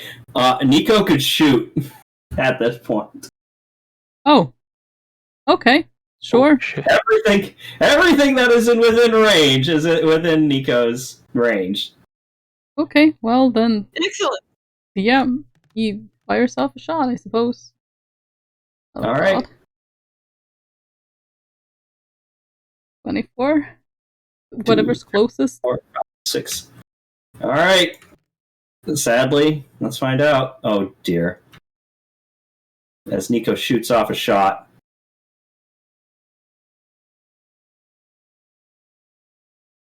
This is who Nico ends up hitting. Please let it be the bunny. No. That arrow just pancakes the bunny. Not the Ice Queen. Yes! Nope. Critical hit. The kitten. Oh no! That's so better. Oh More damage. The kitten who may have been Mouse. yeah, that's even worse. Okay, well, I guess Well, the that's. Oh wait, so actually, if I can hit them, then I probably just attacked. I didn't ready an attack, so that means. Okay, You get yeah. a second shot. Well, no, because I used the entanglement, but it does take a D8 as well. Oh god. 1 point of damage. Okay. Wait, no. 6 points of damage. 5 plus 1. Oh. Okay. Short sword. Because once per turn when I hit a creature, it takes an extra 1d8. Yeah, but why did you fire short sword? Wait, I did what? You fired the rolled short. the die. You rolled the die of your short Oh. sword, not the long. Sorry. Let me. Your longbow. That's your wrong, longbow yeah. has an Oh, 8. yeah. I don't know That's the how. wrong I- die. Okay, so. Oh. 8. And you still rolled a 1. So a total of 7. 8 points. but it's 1 more damage. Continuity! I'm trying 2 to. more damage. Two more damage. Yes. Well, I look, don't want to hurt the kitty that could be Mouse, apparently. I don't know. You I'm don't going- know it's Mouse. We don't know. It's just You're suspicious. making a don't know. whole lot of assumptions. It's very suspicious. Look, if it dies, it can't be Mouse. Yeah, it's probably just Mouse's family. It's fine. Oh no. Yeah, that's fine. It's fine. Oh yeah, known spell 0 out of 4. What do you know? You would know for 3 first level spells and a second level spell, or possibly 2 and 2. Cool. It's really quick. Let me look at that. Okay, I'm gonna learn that. But yeah, I don't know. Stable. Also, the feat you took gives you another first level spell. Oh yeah, because I have missed the step. Oh wait, Yeah. no, that's the second level spell. Oh, No, I'm still... it gives you another first level spell of the divination or enchantment school. Oh, you took Oh. Fey Touched. Ooh. Oh. Ooh. Oh god. Okay, right.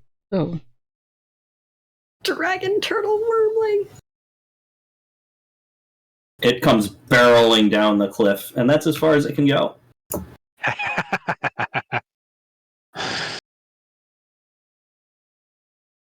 Misha moves in front of the kitten. oh. Baby.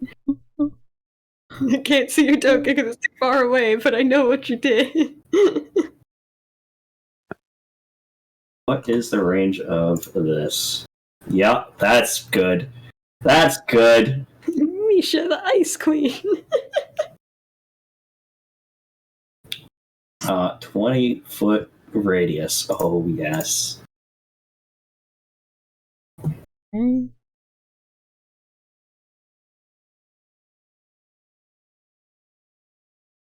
She can't hit anybody else without hitting Eldoc. But suddenly, everybody in that sphere, this cold wind just blows in.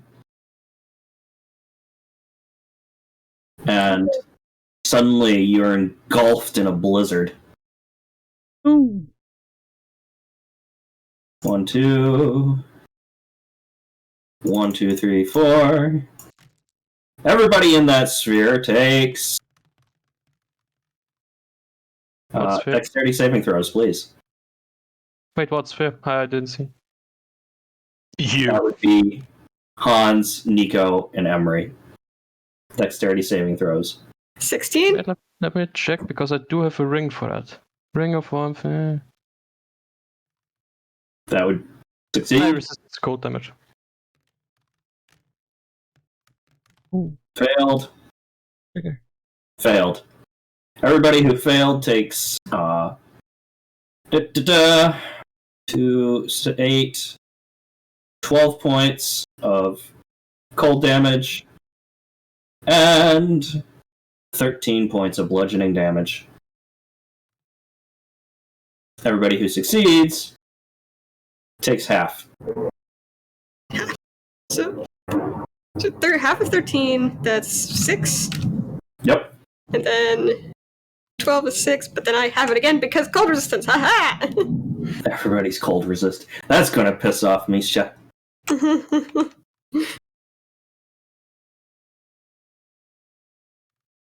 And she is directly standing in front of the kitten.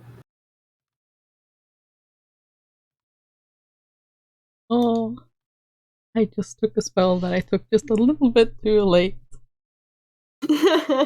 Well, next time. Xandar lets out a screech and ends up blinking over to here. And then just starts charging down the mountain. Good. Galerius! Yes. I love that he's called the War Rooster. The fuck is that? some serious Fey nonsense. That's what it is. some full-on fairy tale nonsense.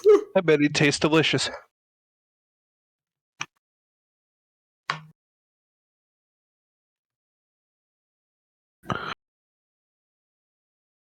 Oh, God, all I want him to do is come screaming in like, caw. That's exactly what he does. Ah. He runs down to here. And then, yeah, he blinks right next to you. Oh no, that grabbed the wrong one. I'm like, it's not moving.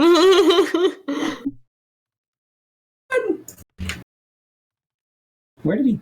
Oh, he went back to where he was. That was funny. He blinks right next to you, Nico. Oh, hi.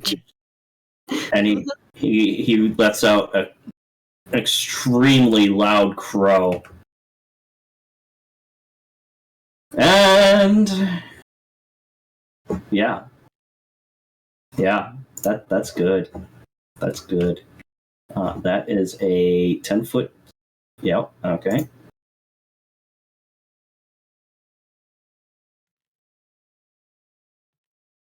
So yeah. Nico and Hans make a Constitution saving throw as he crows, and it's loud. +6, so 12. 12? Nope. Yep, you save. Everybody, okay, so you who saved, you take 5 points of thunder damage. Hans takes 11 points of thunder damage. Yeah, great. Did he just like thunder crow? Yes, he did. Jesus. Mist runs over anybody who's looking up on the mountain. You see this arrow strike the kitten. Mist immediately runs over, scoops up the kitten in her mouth, and they both blink out of existence.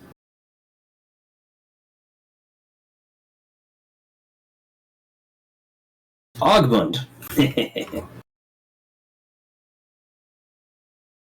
How far can Ogmund run? Ogmund runs, dives into the water, swims over to the beach, and stands right here. Here we go. Emery. Okay. So Emery. Alright, Alex Entangled. Gonna just summon my pack weapon, so that's an extra summon the pack weapon, and then bonus action, summon an attack with a tentacle. And he's going to put the tentacle right, right here, right where the rooster is gonna go. Let me give you a tentacle. Yes, I need a tentacle. Oh my god, it's so weird that there's tentacle minis in this. Of all the minis we've gotten so far, tentacle minis was one of the ones that we absolutely needed really early. We give you control of this. That is your tentacle. That is my tentacle. It's a massive ass tentacle. Excellent. Here, let me shrink it down. Pull for you. There you go. Now it's a normal sized tentacle. No, it's like a tentacle. So this tentacle just kind of erupts, I guess, ethereally out of the ground in some fashion. I'm assuming it's purple. And going to attack the rooster with it. To make it a melee spell attack. Alright, now, how does it want me to... Aha! Melee spell attack. It's a 23 on the rooster. Oh, yeah, that'll hit. Good, good. And this is going to be cold damage. 7 cold damage. Cold damage. Okay. And that is all I can do on my turn. My blade is ready, and a tentacle is out. Alright, so 7 cold damage to Galarius. Well, my Yicklewa is ready anyway. 38. Okay. Osmandia, what do you have the abilities to do? Because you're not very useful. For such a fierce-looking token, you are not terribly useful. Oh, Yeah. that's a sad statement.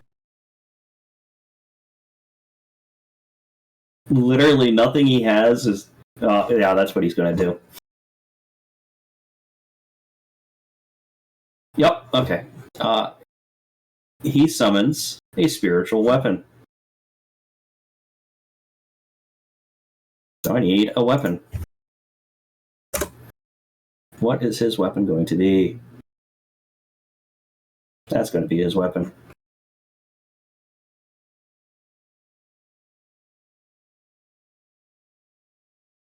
This dagger just... this dagger. The sword just erupts out of the earth. And makes an attack.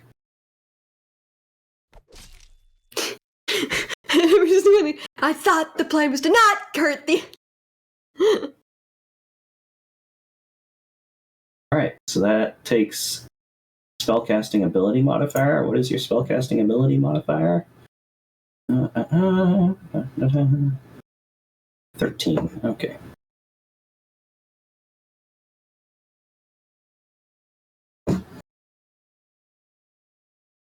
He.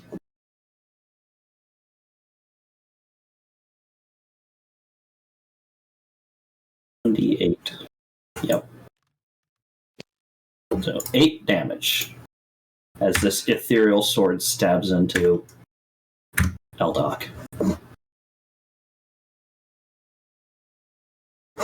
Alright. He yells, "Keep it restrained! We'll knock it out!"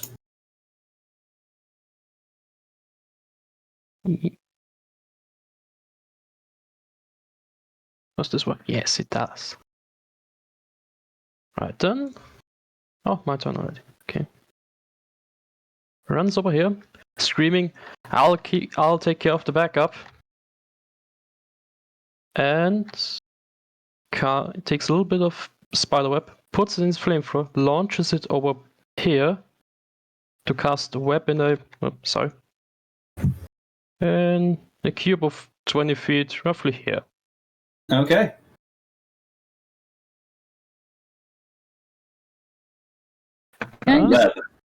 Web, yes. I have an ethical dilemma. One of the spells Nico could learn would be extremely useful right now, but also very just situationally useful right now. And that is animal friendship.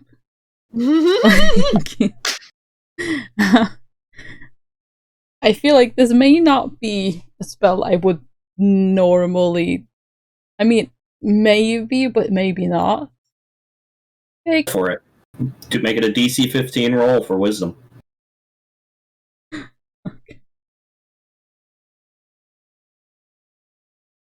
though the area, the spiderweb area becomes difficult to read, and he has to do a dexterity DC 15 to see if he gets in.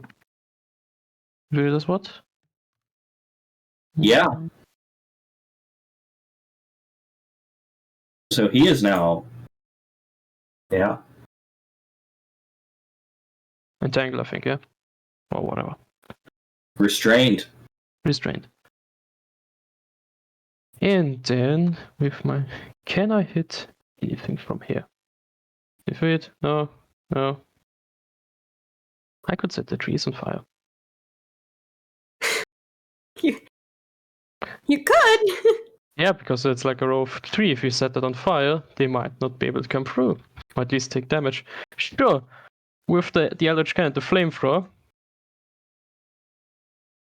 just a bit of fire right here. All right, so you set the trees on fire. That's Yes. just terrific.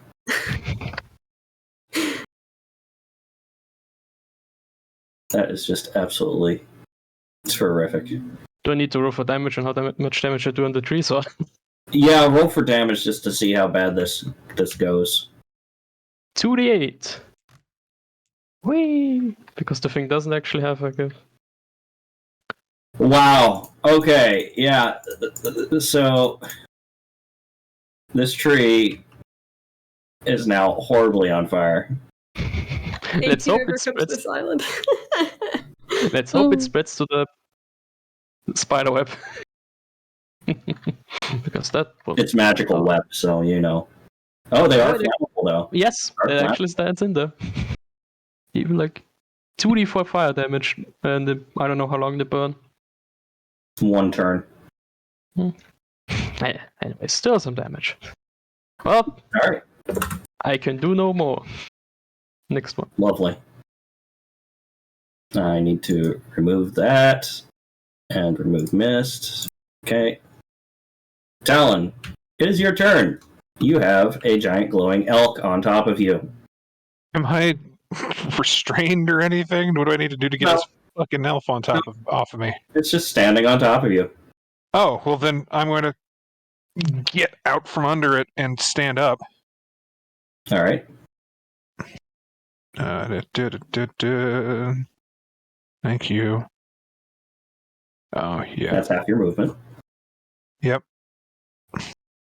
As a bonus action, I'm going to cast Hunter's Mark on the elk.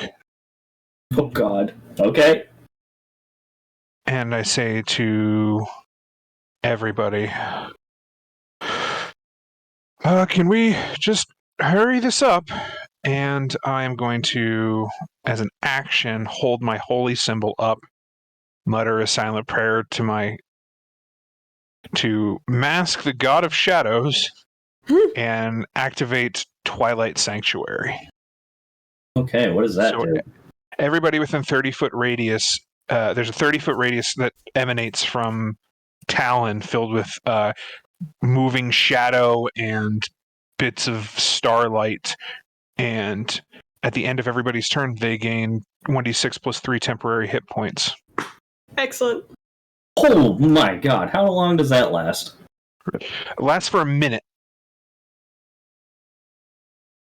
Excellent. So I'll not move. I'll just stand here and be at the ready with my scimitars. But that includes me. I will gain in my turn and gain 1d6 plus 3 temporary hit points. All right.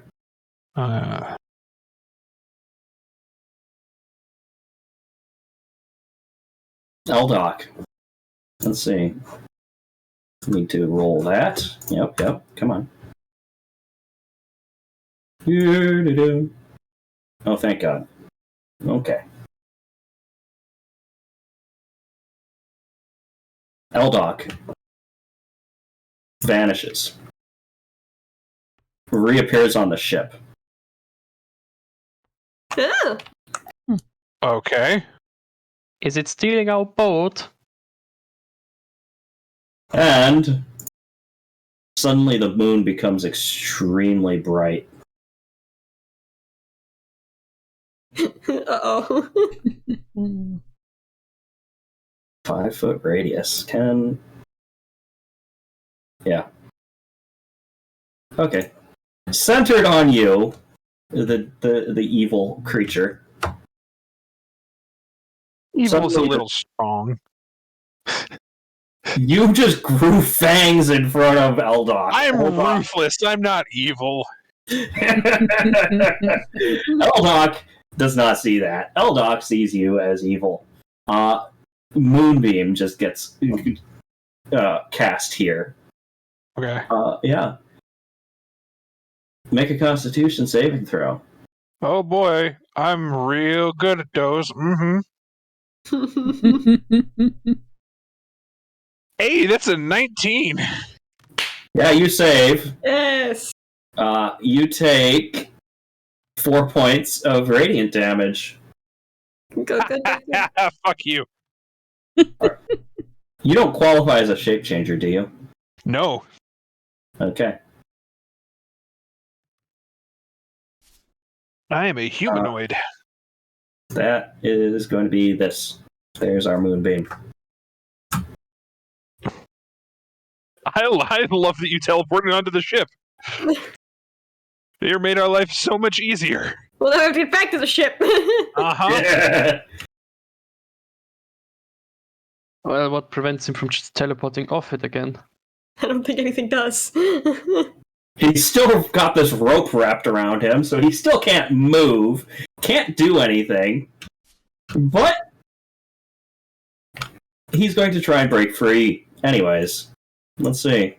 His whole mode of transportation is just teleporting. Doesn't it take an action Oh, to break free? And you already cast Moonbeam on me. That is true. Let's You're see. a god. That rope. Yeah, rope of entanglement. He's entangled for another turn. Yeah, it is an action, and it's a shame because he rolled a 20 on that. I know, that's why I said it. He's like, "Ah!" Nico, it is your turn. Yeah. Fuck you. You are currently engulfed in an ice storm that is difficult terrain.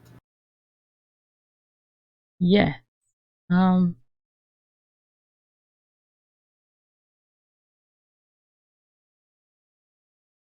Okay. Okay. Let's see. How far does the ice storm go? The ice storm was 20 feet from here. Oh, no. Because he wouldn't have hit Eldok. It was... Oop. Right there. Okay.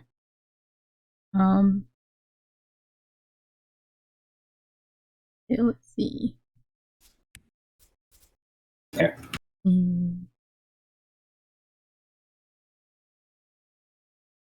Well, Nico will move to just... Is that outside?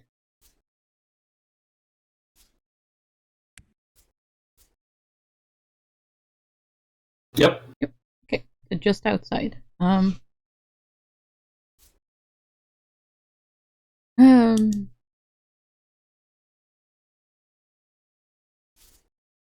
Oh, yeah. I needed to make a save for this guy. Okay, yep. Nico is going to... Yeah, he failed. He deserves it. Oh, actually, hang on.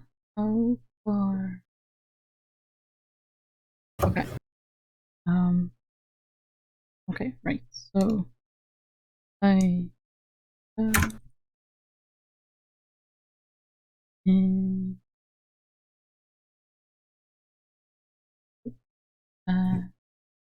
no.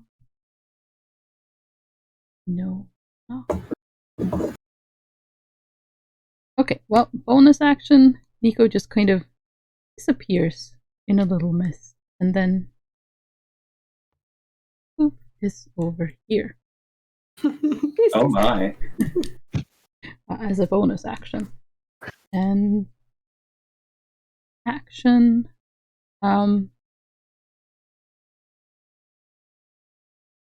yeah, I guess He'll aim his bow at the turtle. Or see if the first one hits. Probably. Wait, the turtle is 11? entangled. No, Don't you have the advantage? 11 does not. Okay, let's see Something. the second. Yes, you do get advantage because it is restrained. 25 will hit. Oh, the turtle is. Oh, okay. So Yes. that was my first attempt then, because Yeah. okay. Well, let's see if the second one hits as well. Nope. Still advantage. And there went the die. Hey, That'll hit. that'll 2 hit. hits. Okay, fantastic. So, longbow this time. Let's see. First shot, 7.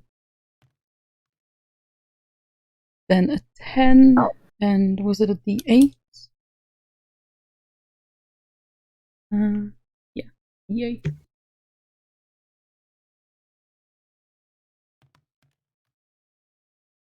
Six. All right. Your 2 arrows strike true against Sable.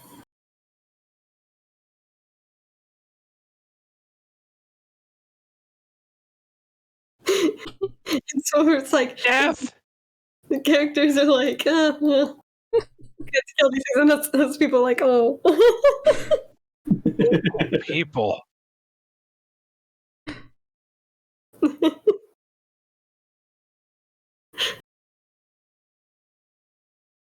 Yeah. Let me just mark off this. Okay, that one. Webs layered over a flat surface have a depth of 5 feet.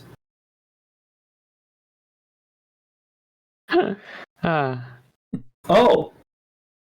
Yeah, lightly obscure their area. That's nice. So ranged attacks. Yeah. Okay. Ah.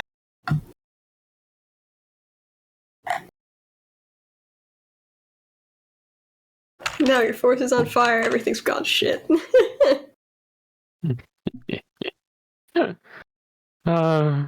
Strength check. Yep. Strength check for the Sable. Let's see how this goes.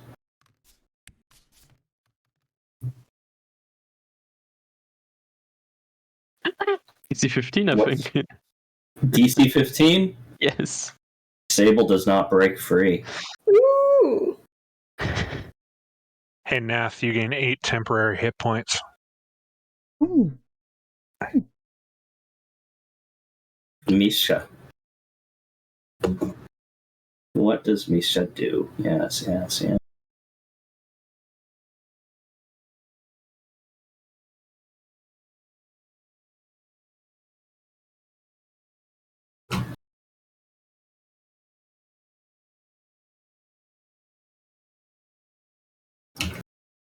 Oh, how far can that go? 30 feet. Okay. Misha.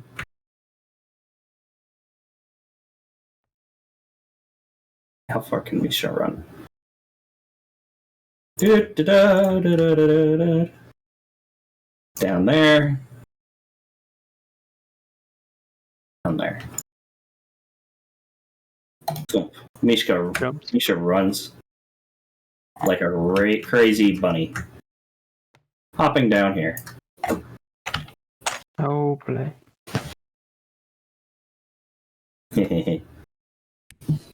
Alright. You almost killed Xandar's child. Xandar is a little upset about this.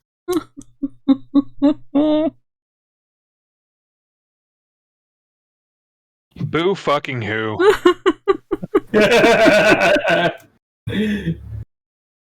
Oh, Xandar is upset.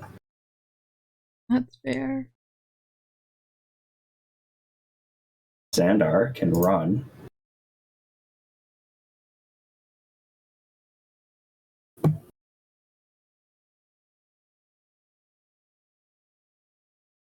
Oh, there the kitten is.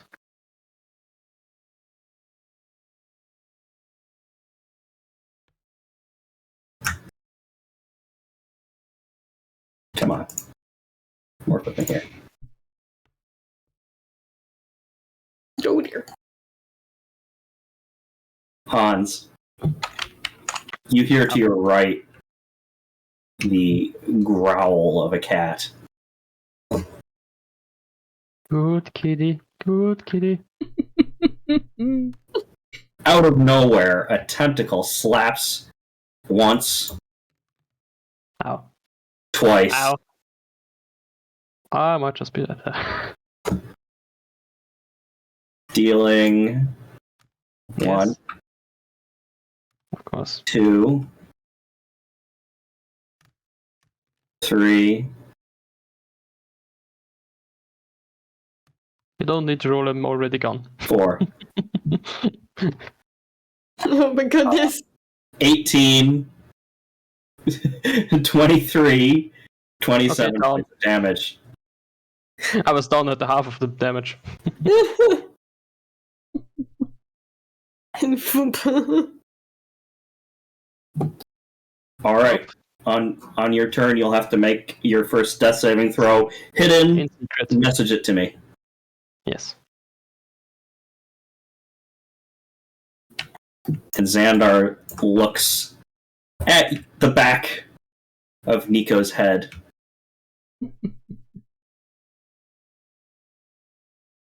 Galerius, the War Rooster. Every time.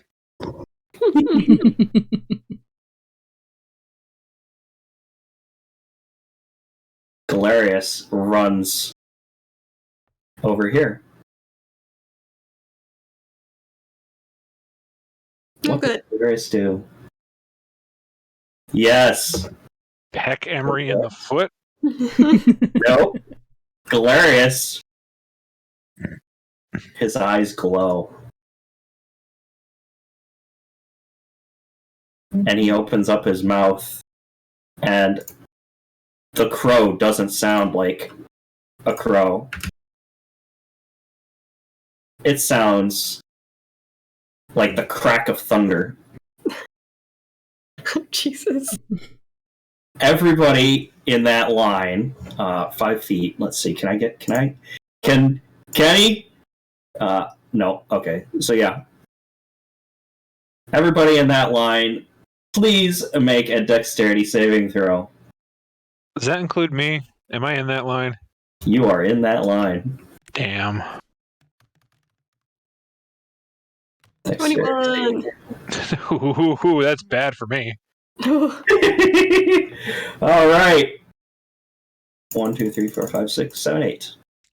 Oh, Jesus. Did we just get hit with a lightning bolt? Yes. As a Fucking. bolt of lightning bursts from this rooster.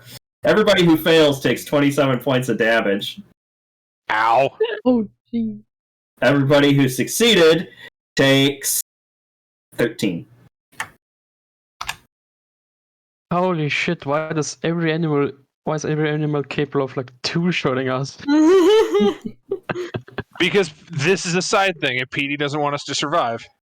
Yeah. Surprise. This is what it's like when Petey's actively trying to kill his party.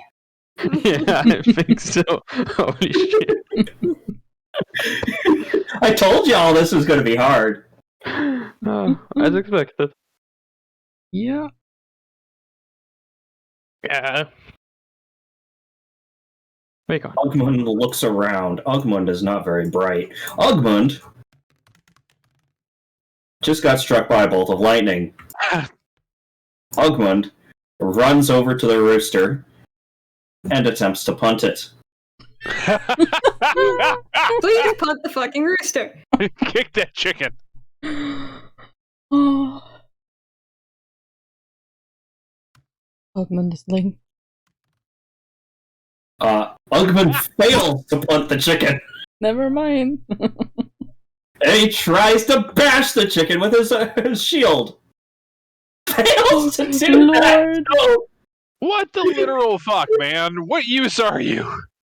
Osmond's brain was scrambled when lightning hit him, okay? He's trying his best. Emery, you just took a bolt of lightning literally up your ass from a rooster. Yep. Yep, I did. I'm going to. Oh God, everything's so spread out. I had it planned, and everything spread itself way out. All right. So let's see. So my planned spell is not going to work out for me. So we're gonna packed weapon the rooster twice in the face because I took the invocation lets me attack twice. Okay. Fucking first one doesn't hit. Second That'll hit. one hits. I'm still stuck with the tentacle apparently. I love that the tentacle's name is Yilkala. No, that's his weapon in Ikalwa. Oh. +1, which did fucking nothing too. Fucking hell. 2 points of damage to the It's a rooster. fucking +1 fucking thing. It's a wait, what the? It's a strength-based weapon. It said it was thrown. That still means strength. Unless it's a finesse weapon, you can't use dexterity for it. I completely misunderstood it. God damn it! Because half the other fucking ranged weapons are like, oh yeah, it's dex. Use it with dex. The only thrown weapon that's dex is a dagger. That's it. That is so perfect. That is absolutely something Emery would do. I mean, no, it's not. That's me fucking up. That was me thinking, aha, I found a weapon that's actually useful for this character, and then fucking it up, and now I'm annoyed. So yeah, Emery, you just did 2 points of damage to a chicken. Yep. And I can still move the goddamn tentacle at least, so...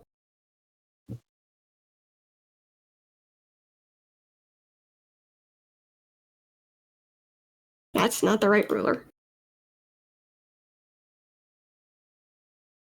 So I can move... There, I'll move the tentacle up to the cat, and I'm gonna fucking swing at the cat with the tentacle, because I can move it, because I can attack when I move it.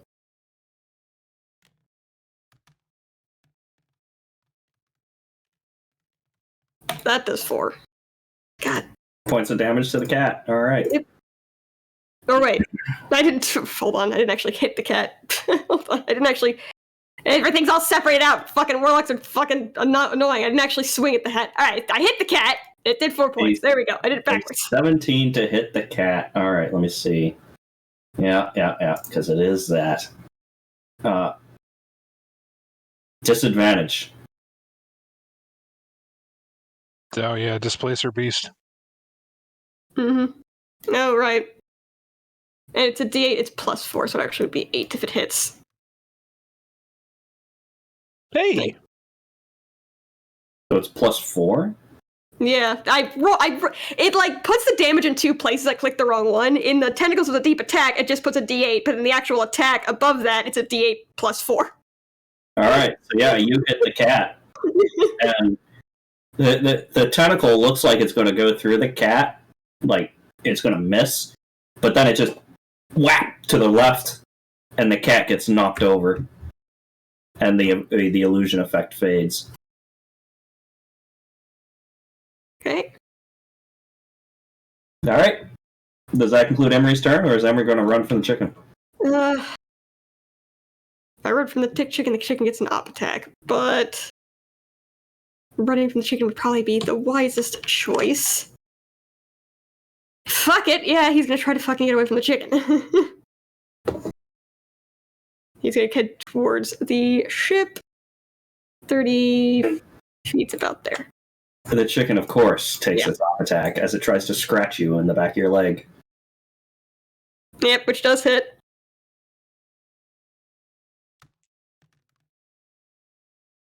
For 8 points of damage.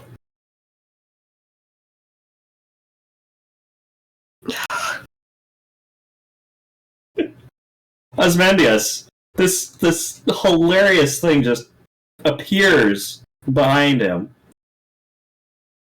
He is not an offensive spellcaster. in any way. Emery, did you move? Yeah, he moved. Oh, I didn't even see it. That's Augment, right? Sorry, my fault. Yeah, Osmundia is going to cast Spirit Guardians on himself. And these fiendish demon spirits just appear, bursting out of the deck of the ship and encircle him. Must make a wisdom saving throw.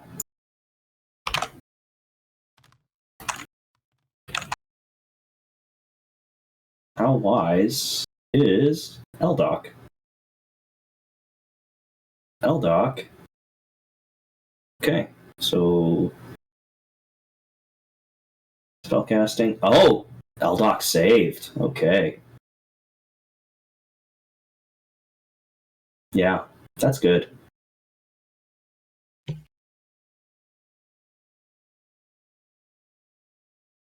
$38. Okay, 1, 2, 3. Eldoc takes 7 points of necrotic damage as these spirits just start pummeling his body wrapped with the poor rope. It's so sad. Okay. Because that creature is restrained, Osmundius is going to run inside the hull and try to hide.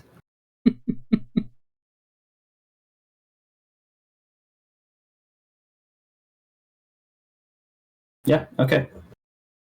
His spirit weapon? His spirit weapon can move 20 feet.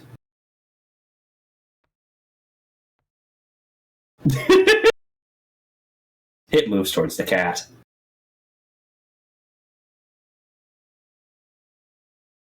Oh, Hans, it is your turn. I've already sent you the thing. All right. Good. Talon, Oh, well, you are in a moonbeam. yeah, and I'm getting the fuck out. You started your turn there. I did. That's good. That's very good. Yep. I also have that spell. That's Yes. not good for me right now.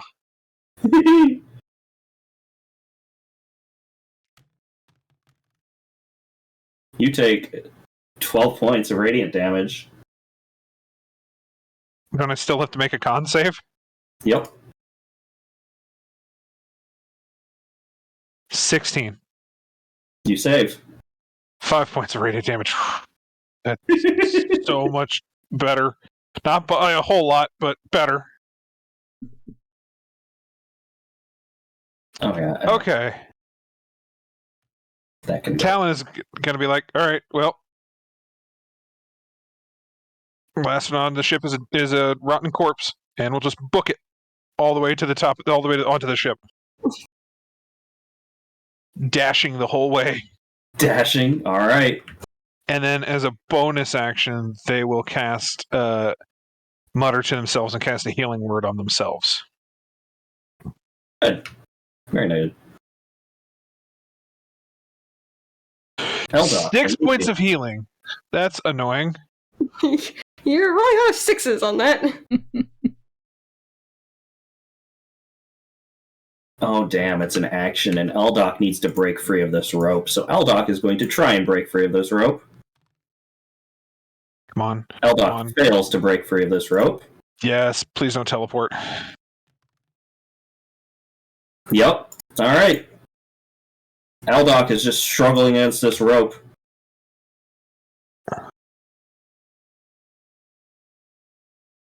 Nico. Well, okay. Nico looks at Hans, who is down. And again, he's only known him for a few hours. So.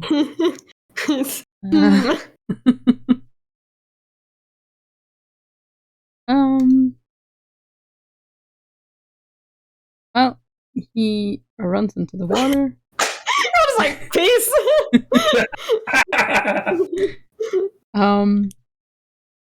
What loyalty? And then poof, he's on the ship.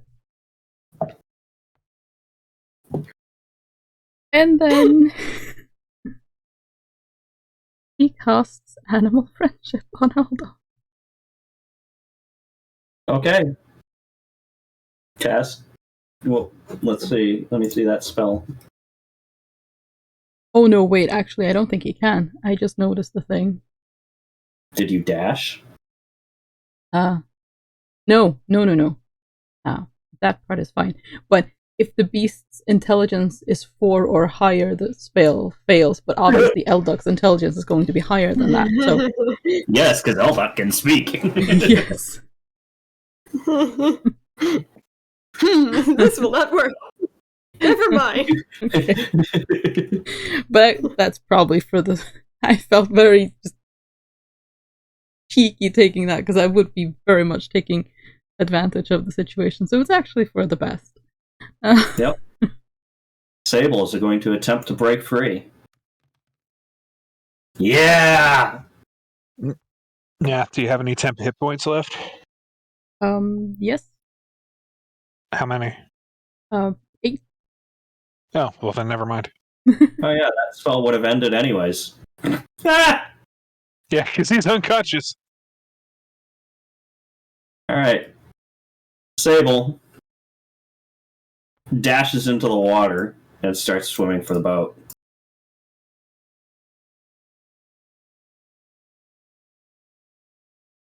Misha. Yes.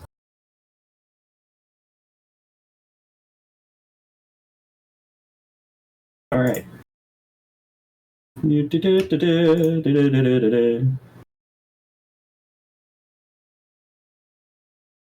No, that tentacle's a problem.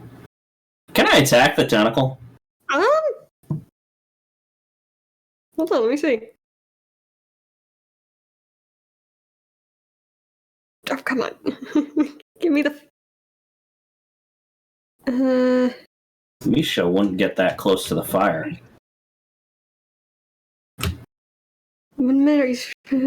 It doesn't say it can be attacked. And okay, so it can't be attacked. Noted. Yeah, it lasts Just until... try. Yeah, it lasts for a minute or until I use this feature to create a different tentacle. Okay. But does Misha know that? Well, Misha wouldn't get that close to the fire anyways. Misha hops over here. Sees Eldok struggling on the ship.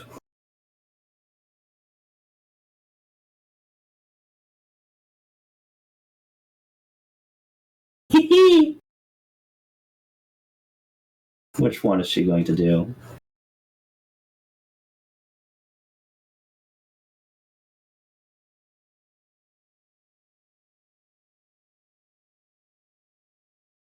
Yep, that's the one she's going to do. Alright.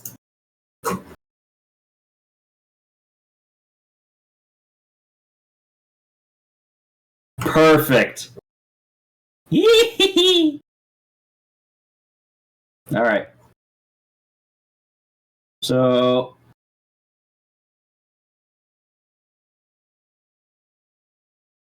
From that point,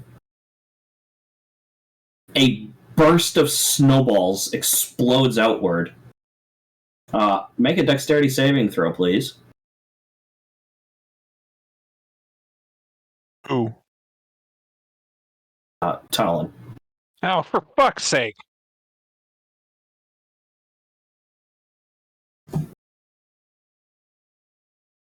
God, I'm rolling so shit. 11. Perfect. You take 3d6 cold damage as a bunch of snowballs pelt you in the back of the head. 8 points of cold damage. It just cut through all my temp HP from last round.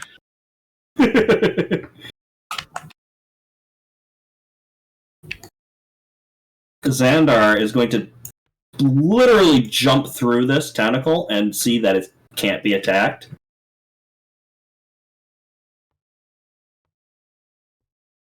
20, 25, 30. Yes!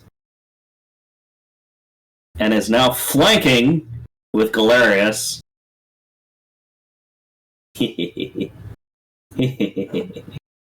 Yes. And makes 2 attacks.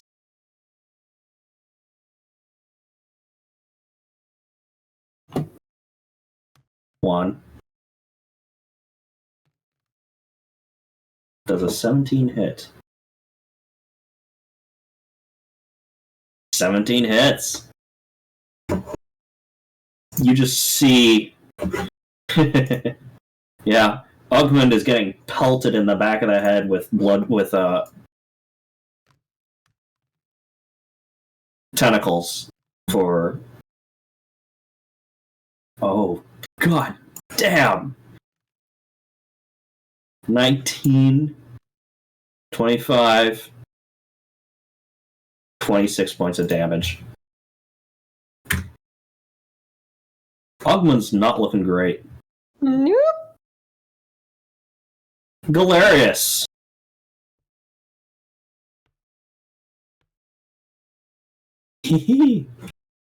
Galerius is a wise individual.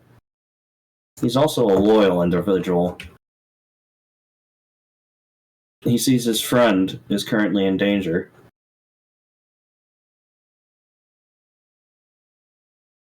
See, how far can Galerius run?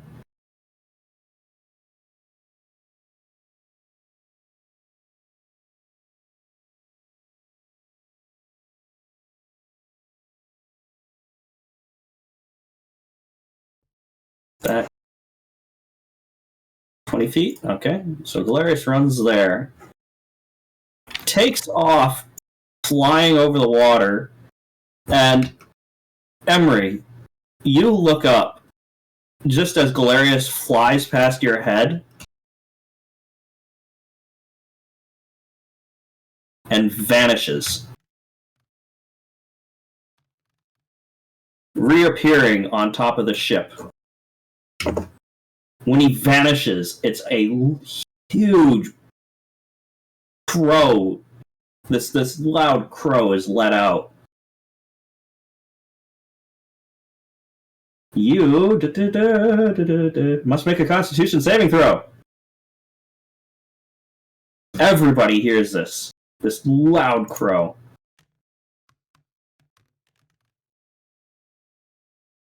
Perfect. You take 20 points of thunder damage. That's it. I'm out. Oh no. Yep. That's Emery, you're unconscious underwater. Well, luckily I can breathe underwater. Oh, good.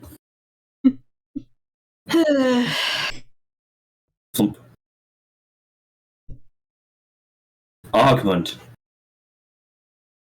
turns around to this cat. Ogmund fights.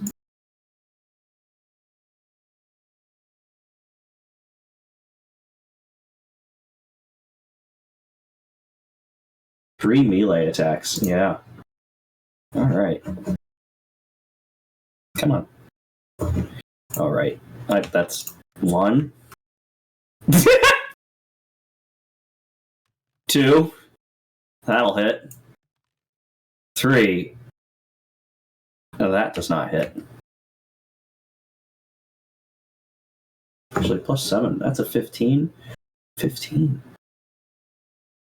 No, that does hit. 2 hits. Okay, so 2 hits.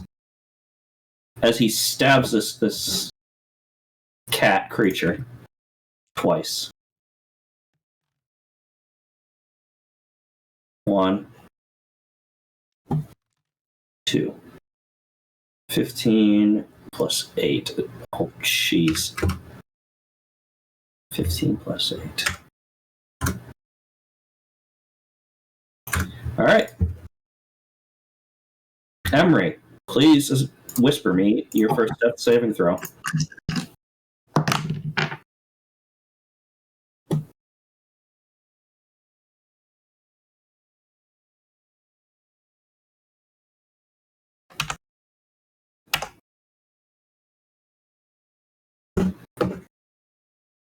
Thank you. Osmandia.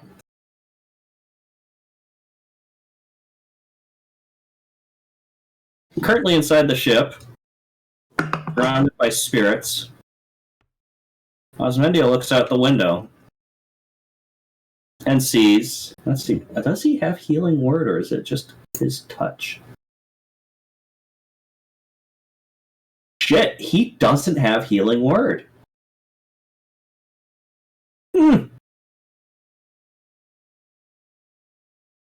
Then yeah, he's going to continue hiding like a friggin' chicken.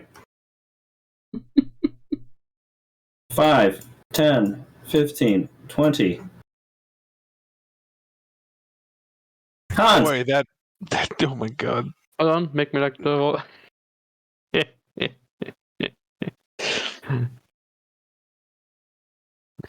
Yeah.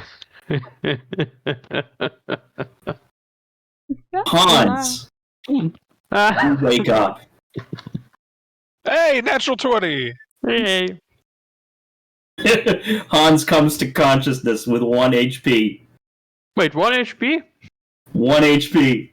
Well, it doesn't matter because I'm going to be dead next fucking minute, probably. There's nothing there to attack you. Yeah, but like, Miss Ice Queen over there has like, can probably one-shot me and shit. Great. I mean, she can't see you right now, so... Wait, I have healing word. I'm going to cast level 2 healing word on myself. Alright. 2d8 plus 4. You mean cure wounds? Do I mean cure wounds? Yes, I mean cure wounds. Yeah, 2d8, that's cure wounds. Plus 4, that means 12. 12 HP, so you're up to 13 now. You just slap yourself. Oh, I'm alive! Yeah. Problem is, basically all of these creatures do like, on average, 25 damage. Oh, fuck, what do we do? Does Hans still play dead? Probably not, he probably did and like, lifts up the fucking head.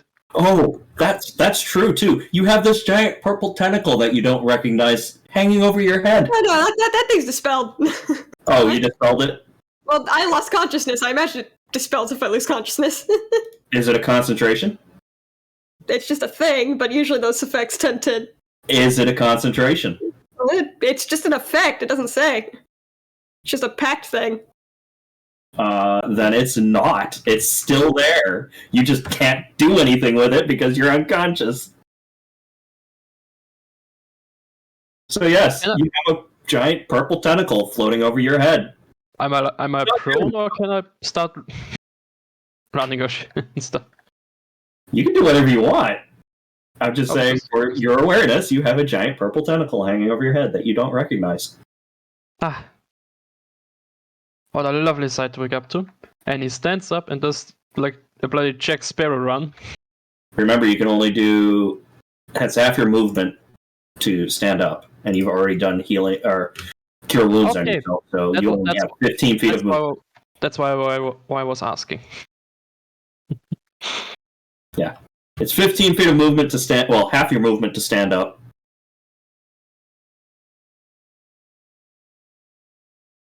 I can't hit anything with my bloody flamethrower.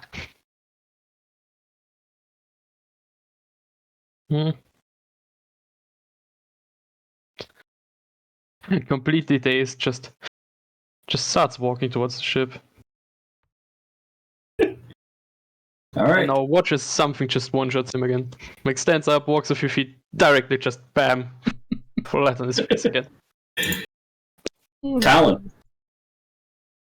Alan looks at the unconscious Emery underwater, the forest on fire, the situation turning around, and goes, "Well, Nico. Yep. Good luck." And they jump and dive off the side of the ship into the water. Just start swimming away. They cut their twilight, and when they get far enough, you look as they get far enough from the boat, they just disappear. Just bye. Gone. See ya. And they will heal themselves with a healing word and dash the hell away. Do they have any sort of dimensional door or anything like that? No. And they're probably going to have to make constitution checks eventually to see if they can continue swimming. Well, here's the thing. They don't need to breathe, so they could walk on the seafloor. Oh no. Okay. they're just gone. They're just like peace. Yep. I'm Forget out. the Kraken. We're going to have to talk offline and figure out what happens. Yep. Elba. I love this. It's just like nopes out.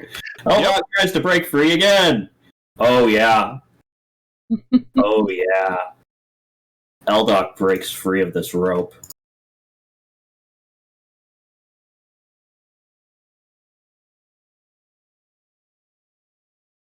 And turns to you.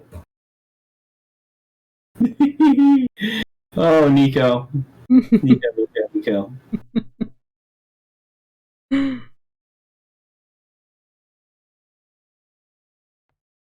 Then it looks to Osmandius hiding. And it just charges past you and barrels into the ship. And barrels over Osmandius.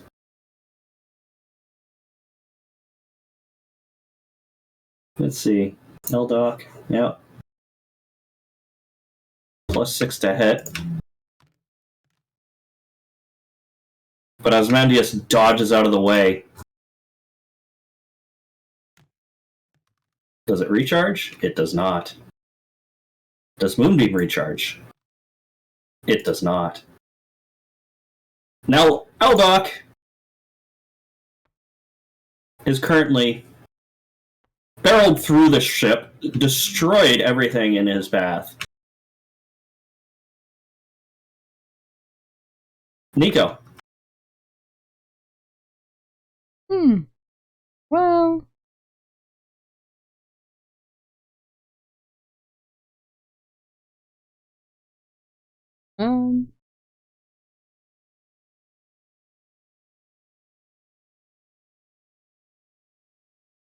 Okay, Nico's gonna move over here and see if he can hit the rooster with a couple of arrows. Okay. Shoot at the rooster. Let's see. 15 hit? A 15 hits. Okay, and... well... 12 does not. Oh, he got one in.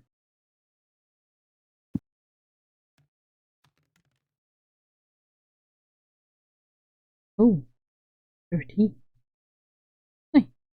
So you shoot an arrow at the rooster. Yep. And the rooster just kind of watches as the arrow comes in. And right before the arrow strikes the rooster, it hits a shimmering wall of force. Hmm. And is deflected away. Did that rooster just cast shield? The rooster did just cast shield. Motherfucker! We cannot kill a bloody rooster. I don't think we're gonna be killing much at all. Yeah, but the rooster probably has more health than any of us. Probably Probably. just like 100 health or something. Yeah. Nico, make a dexterity saving throw. Ah, yeah.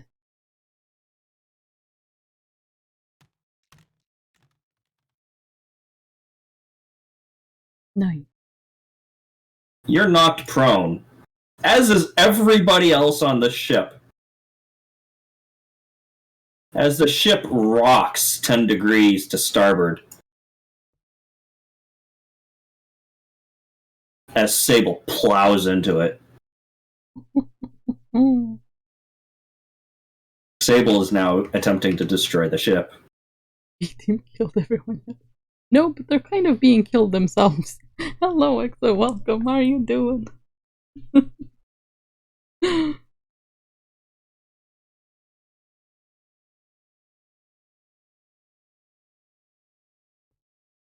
Misha appears out of the forest next to Ogmund. And she says, Xander, you want to hear a knock-knock joke?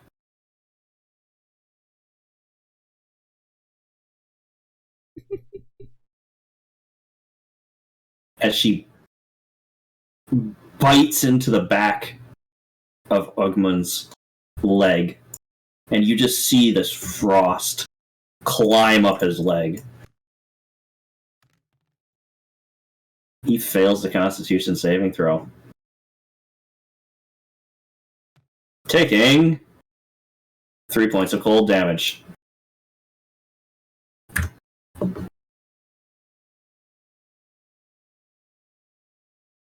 Xandar just shakes his head and says, "You really think it's time for that?" As he pelts Ogmund with 2 more tentacles.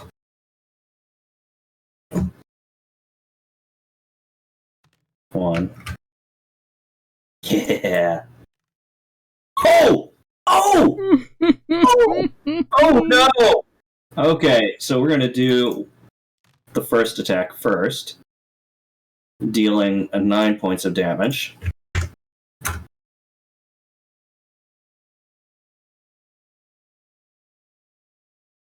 And then we need 1, 2, 3, 4.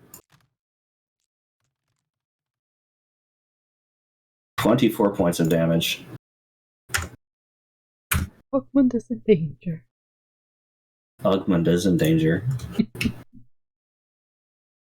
Galerius stands back up. And he yells, "Oi, Saber! We're on board here too!" He looks at you, Nico.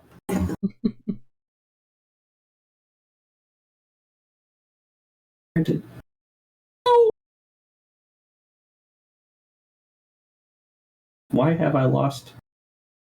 Oh, I must have. No, where? Oh, that's right. I did click on him instead of. Yeah, okay. He looks at you. And he just whispers, "Run!" That's not ominous at all. Make a wisdom saving throw. Okey-dokey. Oh, that's not gonna go well.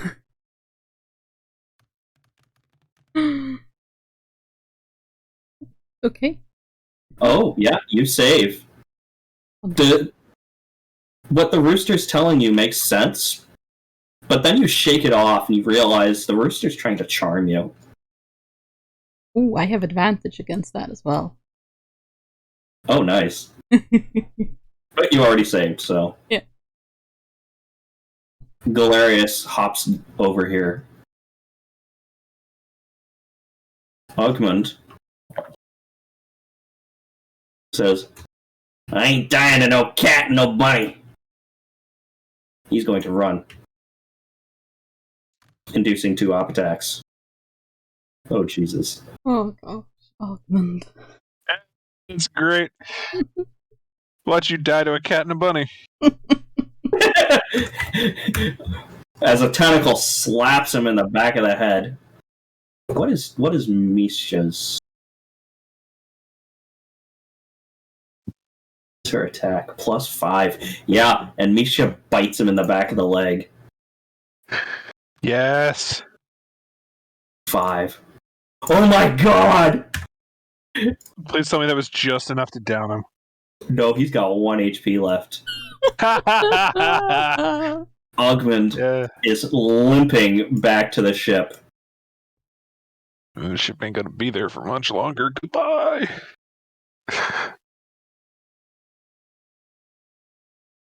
How far can he go? Yeah, he can just get back on the ship. All right. Emery. Yep.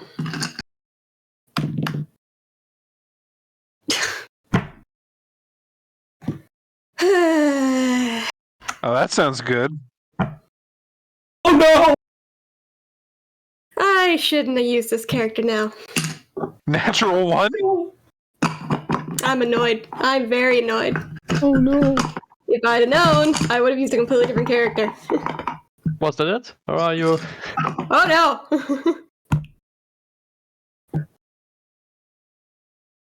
All right.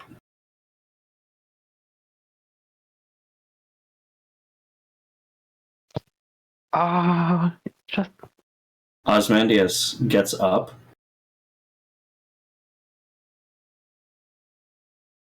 Yeah. I can't grab him. He runs up here and cuts the tether for the anchor. The ship is departing. Hans. Oh, bloody hell. Ooh.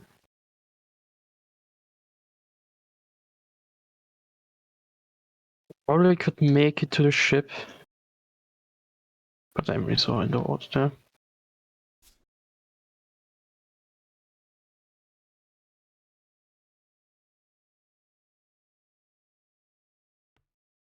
$30 toward there. Q1's on himself, so 1d8. Okay.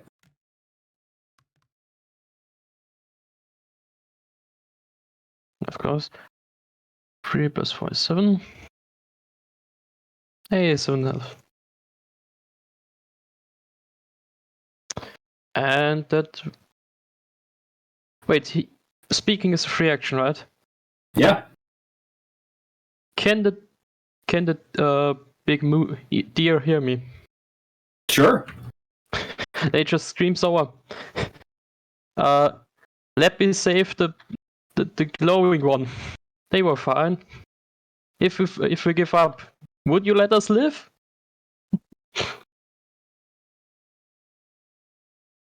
Talon. You're swimming away. Okay. The elk. The elk gets up.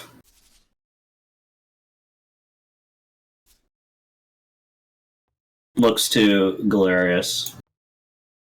Says, let us let them live. Maybe they have learned their lesson. Hops off. Begins swimming to shore. Nico. Oh. Hearing that, Nico gets up and is very okay with just leaving in the face of death. So let's see.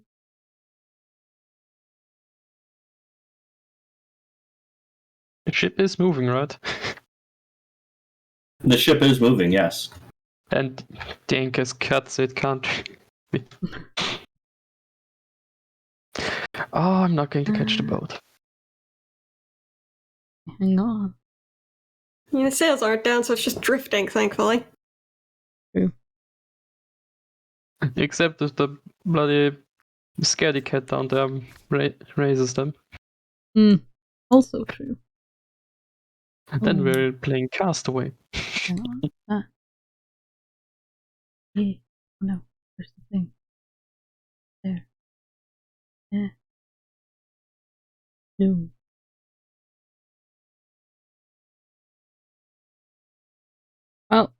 Well, Nico just drops into the water. I'll help you get Emery aboard, shouting to Hans. Hoping that they actually do.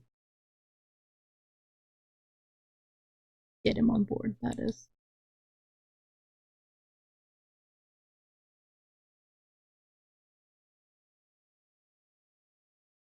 And that'll be that. Alright. Again, Sable smashes into the ship.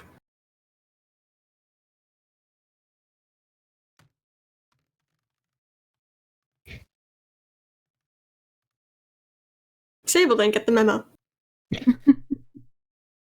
Maybe we should not bring Emmy on the ship until we're sure that it's actually going to be a ship, and not wood. Mishka hops over here, having said something to Xander. Xander swims out into the water, grabs Emery, and brings them back. And Mishka casts healing, or casts cure wounds on them. Does that work at this point? Let it work. If you rolled a natural 1, you didn't die. You just lost 2 death saves. That's how natural ones No. work. You don't know what my last death save I had before that was. You've Just only had let 1 it so work. far. No, I've had 2. At this point, you are out of initiative. Yep. The fun. Yep. As the ship begins drifting, Sasha is going to do their best to sink it.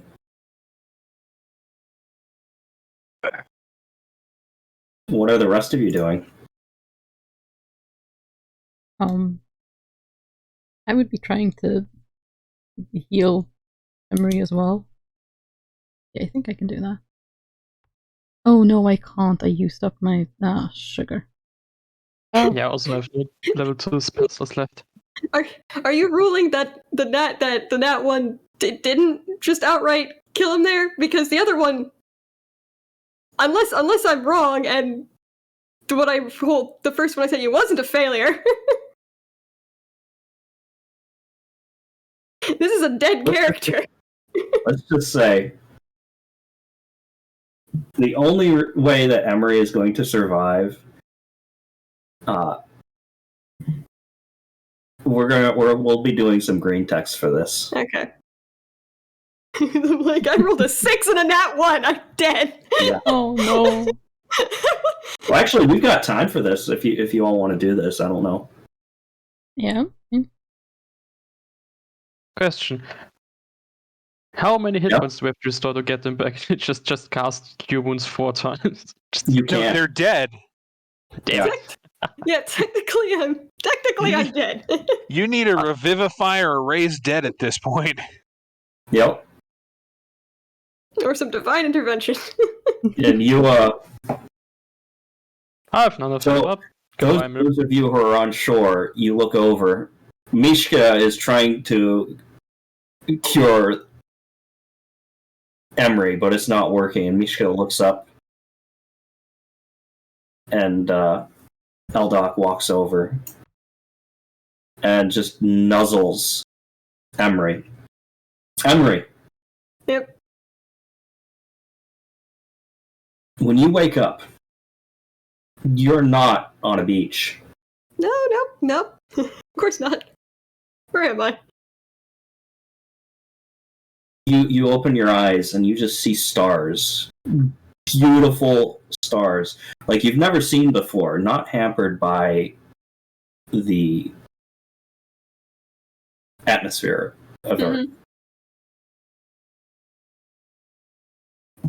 And you hear, "Welcome. It seems you've been given a chance. Do you care for one more dance?" Depends on who's asking.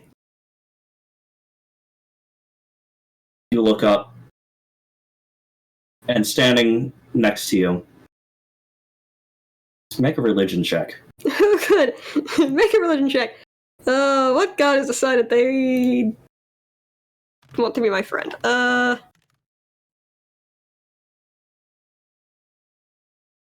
Yeah. Yeah. Before you stands Salune. Oh god! Says, "It seems my beloved Eldoc has sent you here. He must have taken a liking to you." Well, on one hand, I don't blame him. I'm very likable. On the other hand, I'm surprised he didn't just smash my face into the sand.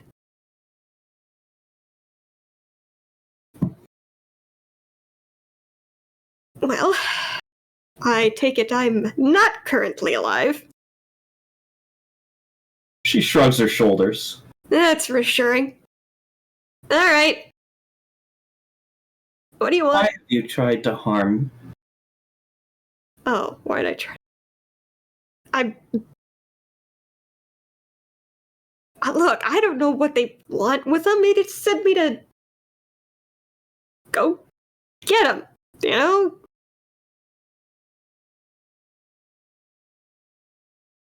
I didn't want to hurt anything. I mean, well, had to. Fuck. But She reaches a hand out to you. yeah, to take the hand. She's a beautiful woman. Of course, she'll take her hand. She helps you to your feet. And then she grips your hand. And her other hand, she does a palm strike to your head. You aren't even knocked back. But in your mind, you see visions of some of the things that Yenin has done. You see a beautiful red-headed cleric who's been tattooed Mm-hmm. with an Everett tattoo. You see many people he's murdered on the way to where he is now. You see the ships that he's burned. And then you see a glimpse of the future with Saltmarsh in flames. Ah, hell. He says, "Is this the future you desire?" I don't know. The future I desired was life out on the water, seeing the world, you know? I wasn't planning to stick around the guy. She smiles. Says, "Opportunity comes knocking. Do you answer the door?" I don't think I've got much of a choice at the moment. She shrugs and says, "Your fate is whatever you choose it to be at this point." He laughs. He's like, honey, trust me. My fate is sort of locked in with a nasty tentacle thing that set me free from some people who kind of owned my ass. So I'm just kind of going wherever he shoves me. And that happened to be on Yenin's boat. I don't know why. She chuckles and says, "Yes, he's rather upset that I've intervened here." I'm sure if I get out of this, I'm sure I'm going to get an earful. "But you must choose."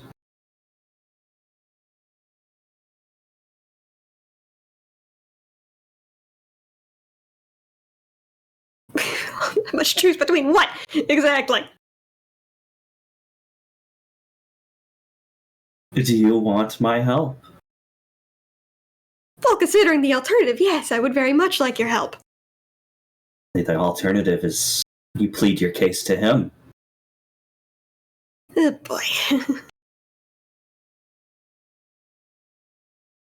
Alright. You know what? I'll take your help. I don't feel like dealing with him. She smiles and then flicks you in the forehead, and you are knocked unconscious again. Oh, good. When you wake up, you are drenched. Sand is everywhere. and you have some really rank breath in your face. Fuck, what the hell? What is in my face? Who? This is You're the worst safe, smelling. Yeah, damn nuts. Call me dumb nuts again and see what that happens. Oh, you're feeling Yes, better. yes. Glad you're alive.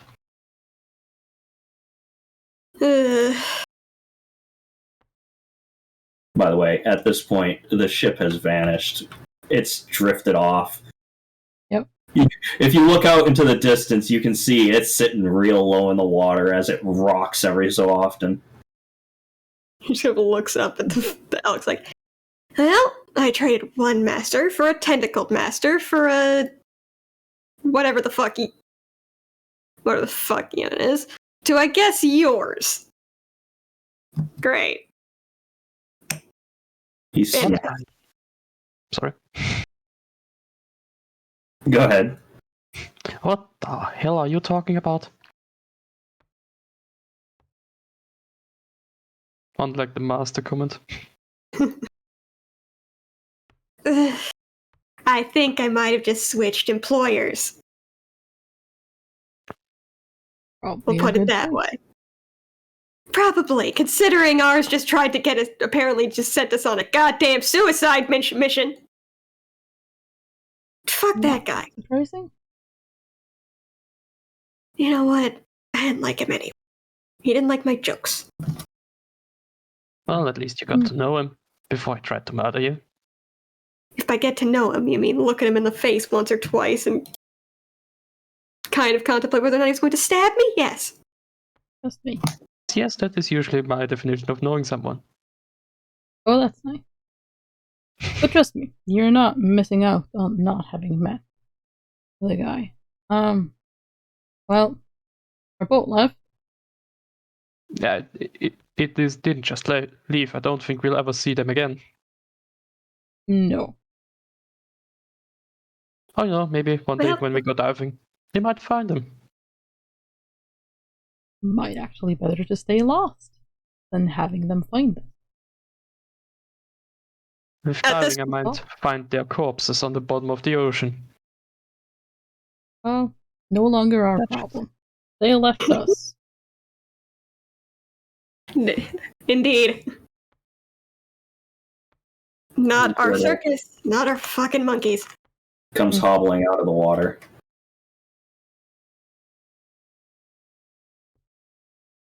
Says, I don't think they will be a problem again. Alright. I would like to apologize greatly to anyone I may or may not have shot with an arrow. I'd much rather not have done that, and so I apologize. Now what you know as a displacer beast looks at you and just turns away. And then it walks off. And in a blink of an eye vanishes.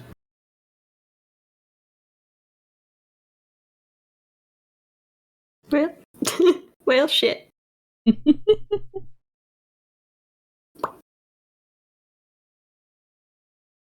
I guess the question remains, what do we do? Shrugs. Like, you got me. You got me. I assume, I really don't know hopefully- where the nearest port is for me. That's the thing. Well, perhaps stopping a forest fire might be the first thing. Looks over the burning trees. That would probably be for the best, yes. Yeah. By the Probably way, a good about idea. that, terribly sorry. Hold on. Oh.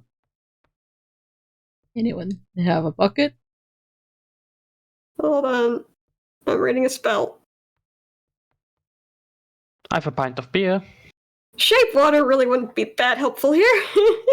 Sure, good. You can take a wave and blast it over. How far does Alright. the water go?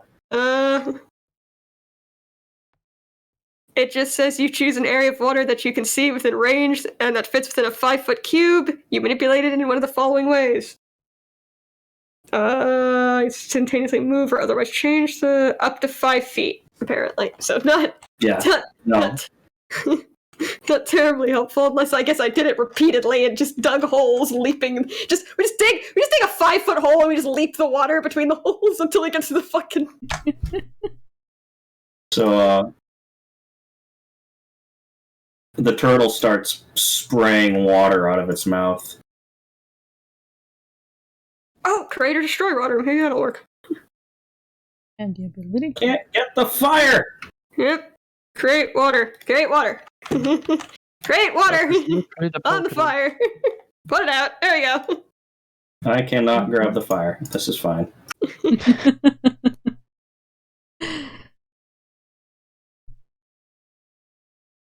I can grab the shrubs, but I cannot grab the fire. This is good. This is good. This is just look. It's not there. Just make a cube and delete everything. That's what I gotta do. Besides, this tree at this point is probably burned down. And the ground. That's some destructive fire. Oh god. Well, Ugh. fire is fire, I guess.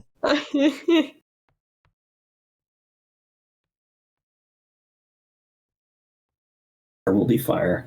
my backup character lives another day. There's some kind of supernatural bullshit, but Yeah, we're gonna have to discuss what happens to Emery because of that. yeah, Comes a cleric. becomes a paladin. That, yeah, it's possible. You could become a lunar sorcerer. I can become a lunar sorcerer. That is true too.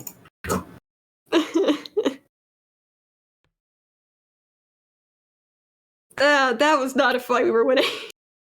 No. Not in Never. any way. I was like, oh god. Yeah, well, especially considering it's like, oh, I fucked up. I fucked up building this. Good. I should have gone with the scimitar. I knew I should have gone with the scimitar.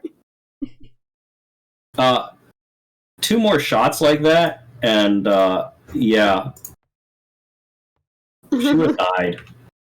You would have killed the turtle. Both Galerius and Misha have almost no HP. Yeah. And yeah, you almost killed Eldok too. Oh. So we almost won. We just I should have counterspelled that lightning. That's what I should have done. Yeah, that would have turned out well. I would have turned. Yeah. I wanted to fear him so bad. I had fear. I'm like, and I almost got 2 and I was like, all right, they're right next to each other. I'm gonna get it. And then the one moved. I'm like, motherfucker, it's not worth it to get 1. I need to get 2. Let me grab these so you guys can see their character sheets. I love these 2.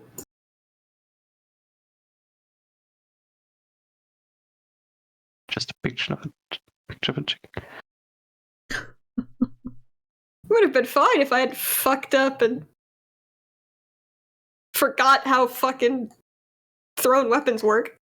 The chicken has condition immunity grappled. You can't grapple the chicken. Bee chicken. Yeah. It's a knife level spellcaster plan. That picture for Misha. Fucking. Oh my right. god, Misha had Cone of Cold. Yes. Christ. Yeah. You're lucky she didn't get into range of y'all. Yeah, the welcome to the moment where I was just in there going like, oh boy, I'm not. My plan was like, I'll do tact with the blade, and I'll take a decent weapon. That way I can fall back on that because I'm not good at casting. Picks a weapon that is entirely ineffective. God, fucking God. I hate everything about myself right now. That moment when you can't use dexterity on a eucla, but on a longbow.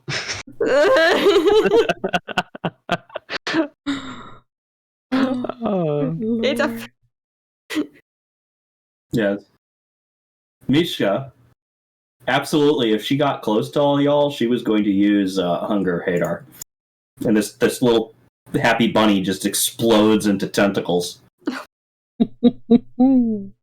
Rabbit. I have a love-hate relationship with one-shots, because I never... It takes me time to figure out how a character works, and half the time one-shots are like, okay, now you're going to have to deal with these really intense conflict. Like, cool, I don't know how this character works. Yes. Yep, I'm okay.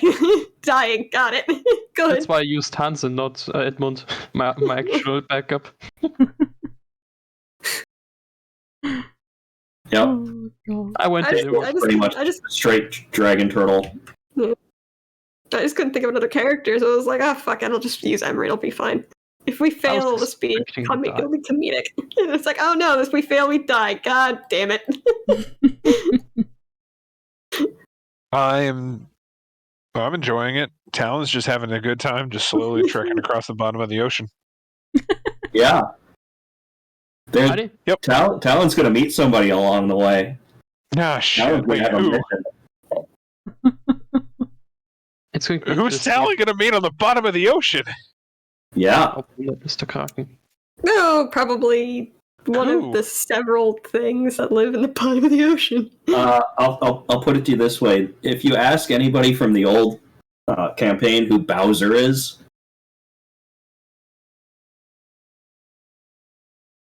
they never resolved that part. Of your I know what it is. Oh no, I didn't know it had a name. Its name was Bowser. Yeah. Oh, good. Wait, what? What is down there? Well, let me There's a say, lot of things down there. to anything, remember, to anything that can see with only dark vision, I am invisible. Yeah. Just make it that clear. Because Talon really doesn't want to have to deal with anything on the bottom of the goddamn ocean. Oh, Okay. it's going to be interesting because there's probably not a lot of light. Well, you have dark vision, right? We all have dark Yeah, vision. there's no light down there, Yeah. and most things don't use vision at the bottom of the ocean. Yep. Have fun, you're finding your way home. Yep. Well, we only traveled like a day out. It's fine. I'll probably get there in a few days. Yeah. Moving at half speed underwater, it'll take a couple of days, but you can get home. Yeah. If somebody doesn't intervene and help out in the first to begin with. Just kind I of like mean- the idea that this group is just on this island. A team eventually comes to this island and it's just like, what the fuck? There's a bunch of animals and three very, very scruffy adventurers. How are you? Oh, God.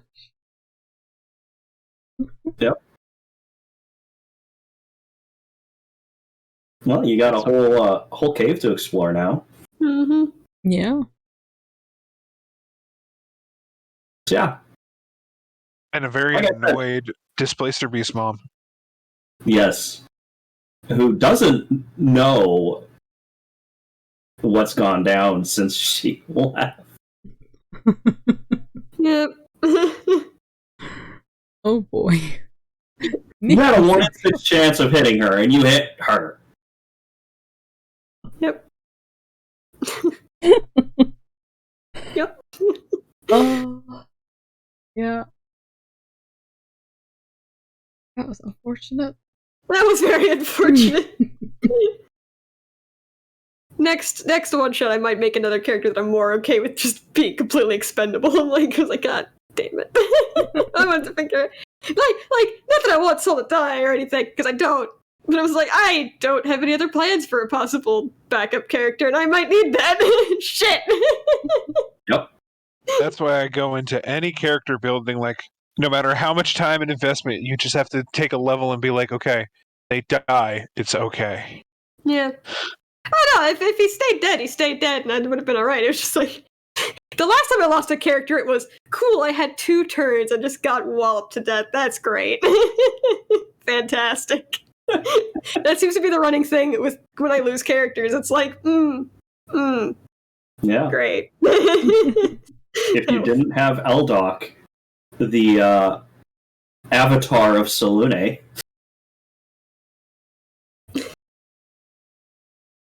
He's apparently fey in nature as well, which is interesting. But Yeah. He's got a lot of natures. he's got a lot going on. That Alec. Yeah, he does. Ah, So yeah, what do y'all think? Very thank God interesting. surrendering was an option. Yes. Oh. Yeah. It's interesting I being mean, someone other than Era as well. Yeah. It was at that point that the ship started getting attacked that it's like, all right, we're out. I mean, I think we were contemplating. This isn't worth it. I think before that point, it's like we're just. The plan was cool. Get on the ship and just fucking leave. Fuck it. Just what, Also, like, Elk or no Elk, fucking go. the things I saw these animals do, I was like, we're not going to kill them. I didn't expect them. I expect them like 80 HP each.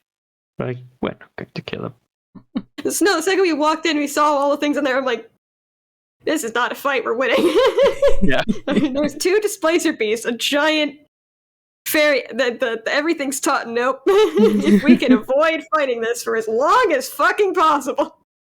The odds were never in our favor. Oh, but Would have had a better chance inside the cave. yeah, but it almost worked convincing them. That was amazing. Better fuck inside the cave in close quarters with them. Yeah. Oh. Because everything they've got is AoE and straight range attacks. Yeah. Oh. So we all clumped in one place and they just AoE us. Oh wait, no, then they're also in AoE. Yeah. Depending They're on how in the the spell AoE works. too. Yeah, depending on how the spell works. A lot of spells will be like any enemy target in the AoE. Some don't. No. Most No. don't. Most don't. No. Every Chronicle. single one of those AoE spells is a Yeah. fuck everything up spell. Yep. All of the animals just cast AoE spells, explodes, and like, who is not dead? Inside the cave. They just suicide and hope that we die before them. Well, they're not evil creatures, so they're not going to do that. No. Oh no, that wasn't realistic. I was just like, Y'all don't. I'd love that y'all are like, we're kind of playing the bad guys here, but all of you were so worried about the No, because none of us displacer are bad beast. people. They're not real. Doesn't matter. Yes, it does. Yeah, it doesn't. I feel for the person. We care about them Just because- regardless. Why? They Because. don't exist. Who cares? And my Pokemon in my Pokemon game doesn't exist. I still care about them. Your point? Yeah, I do not understand why you care about things that don't actually exist. Because humans will pack bond with stupid shit all the time. That's why. yes. Because That's it also- makes it better. So Because I dumb. enjoy having my heart broken. Kai, if you think that's dumb, I know in some places there are like repair stations for like Roombas. It would be easy to and cheaper to get new Roombas, but people get attached to the Roombas and want them repaired because they want exactly this Roomba. Dude, this is one of That's those the things, Kai. dumbest thing. Here's the thing. This is one of those things, Kai, where your brain just can't comprehend this sort of No, thing. What a because lot of it's things. so stupid. And yet it's something that most people do. I Yep. think. Yes, which is why most people are stupid. I personally resent that, and Kai might be a lizard person. Let me see if I can send some people off. Because holy Yep. crap. yep. Yes. I'll just. Oh, fear of Guys, faction. When you play Same. Mass Effect No, or like Infamous, do y'all never go the evil route ever? Never. No. Not unless I'm purposefully trying to do that. Yeah, no. Don't you know the meme? Wait. Can't if it's Huh. Yes. So that was interesting. We almost died. But we didn't. Oh gosh, oh gosh. Okay, well, let's see who we can raid. Oh, probably might as well just raid who we usually raid on D&D night. Why not? Okay, there we go. Yeah, thank you guys so much for stopping by. I do appreciate it. I hope you enjoyed the stream. The B team is an interesting collection of people. I would say. Yeah, I kind of hope we get to do more with them because, well, it was very different playing Nico as a character compared to, obviously being Era, who, well, just is a very different personality type. Like, Nico has only spent a few hours, like, a day or so with these people. He does not care at all. Era at that point would still be like, okay, well, I need to save Hans that first time around, because she would be like, anyone who's been kind to me, I want to help. I want to, be kind to them as well. So it was a very, very different mindset. Nico is not quite there, but I mean, he cares enough anyways that when he saw they could strike a bargain, he'd go for that. But yeah, I'll be back in tomorrow. We'll do some shenanigans. I hope you have a fantastic rest of your day, evening, or night. If not tomorrow, then I hope to see you soon. Bye bye for now. Goodbye.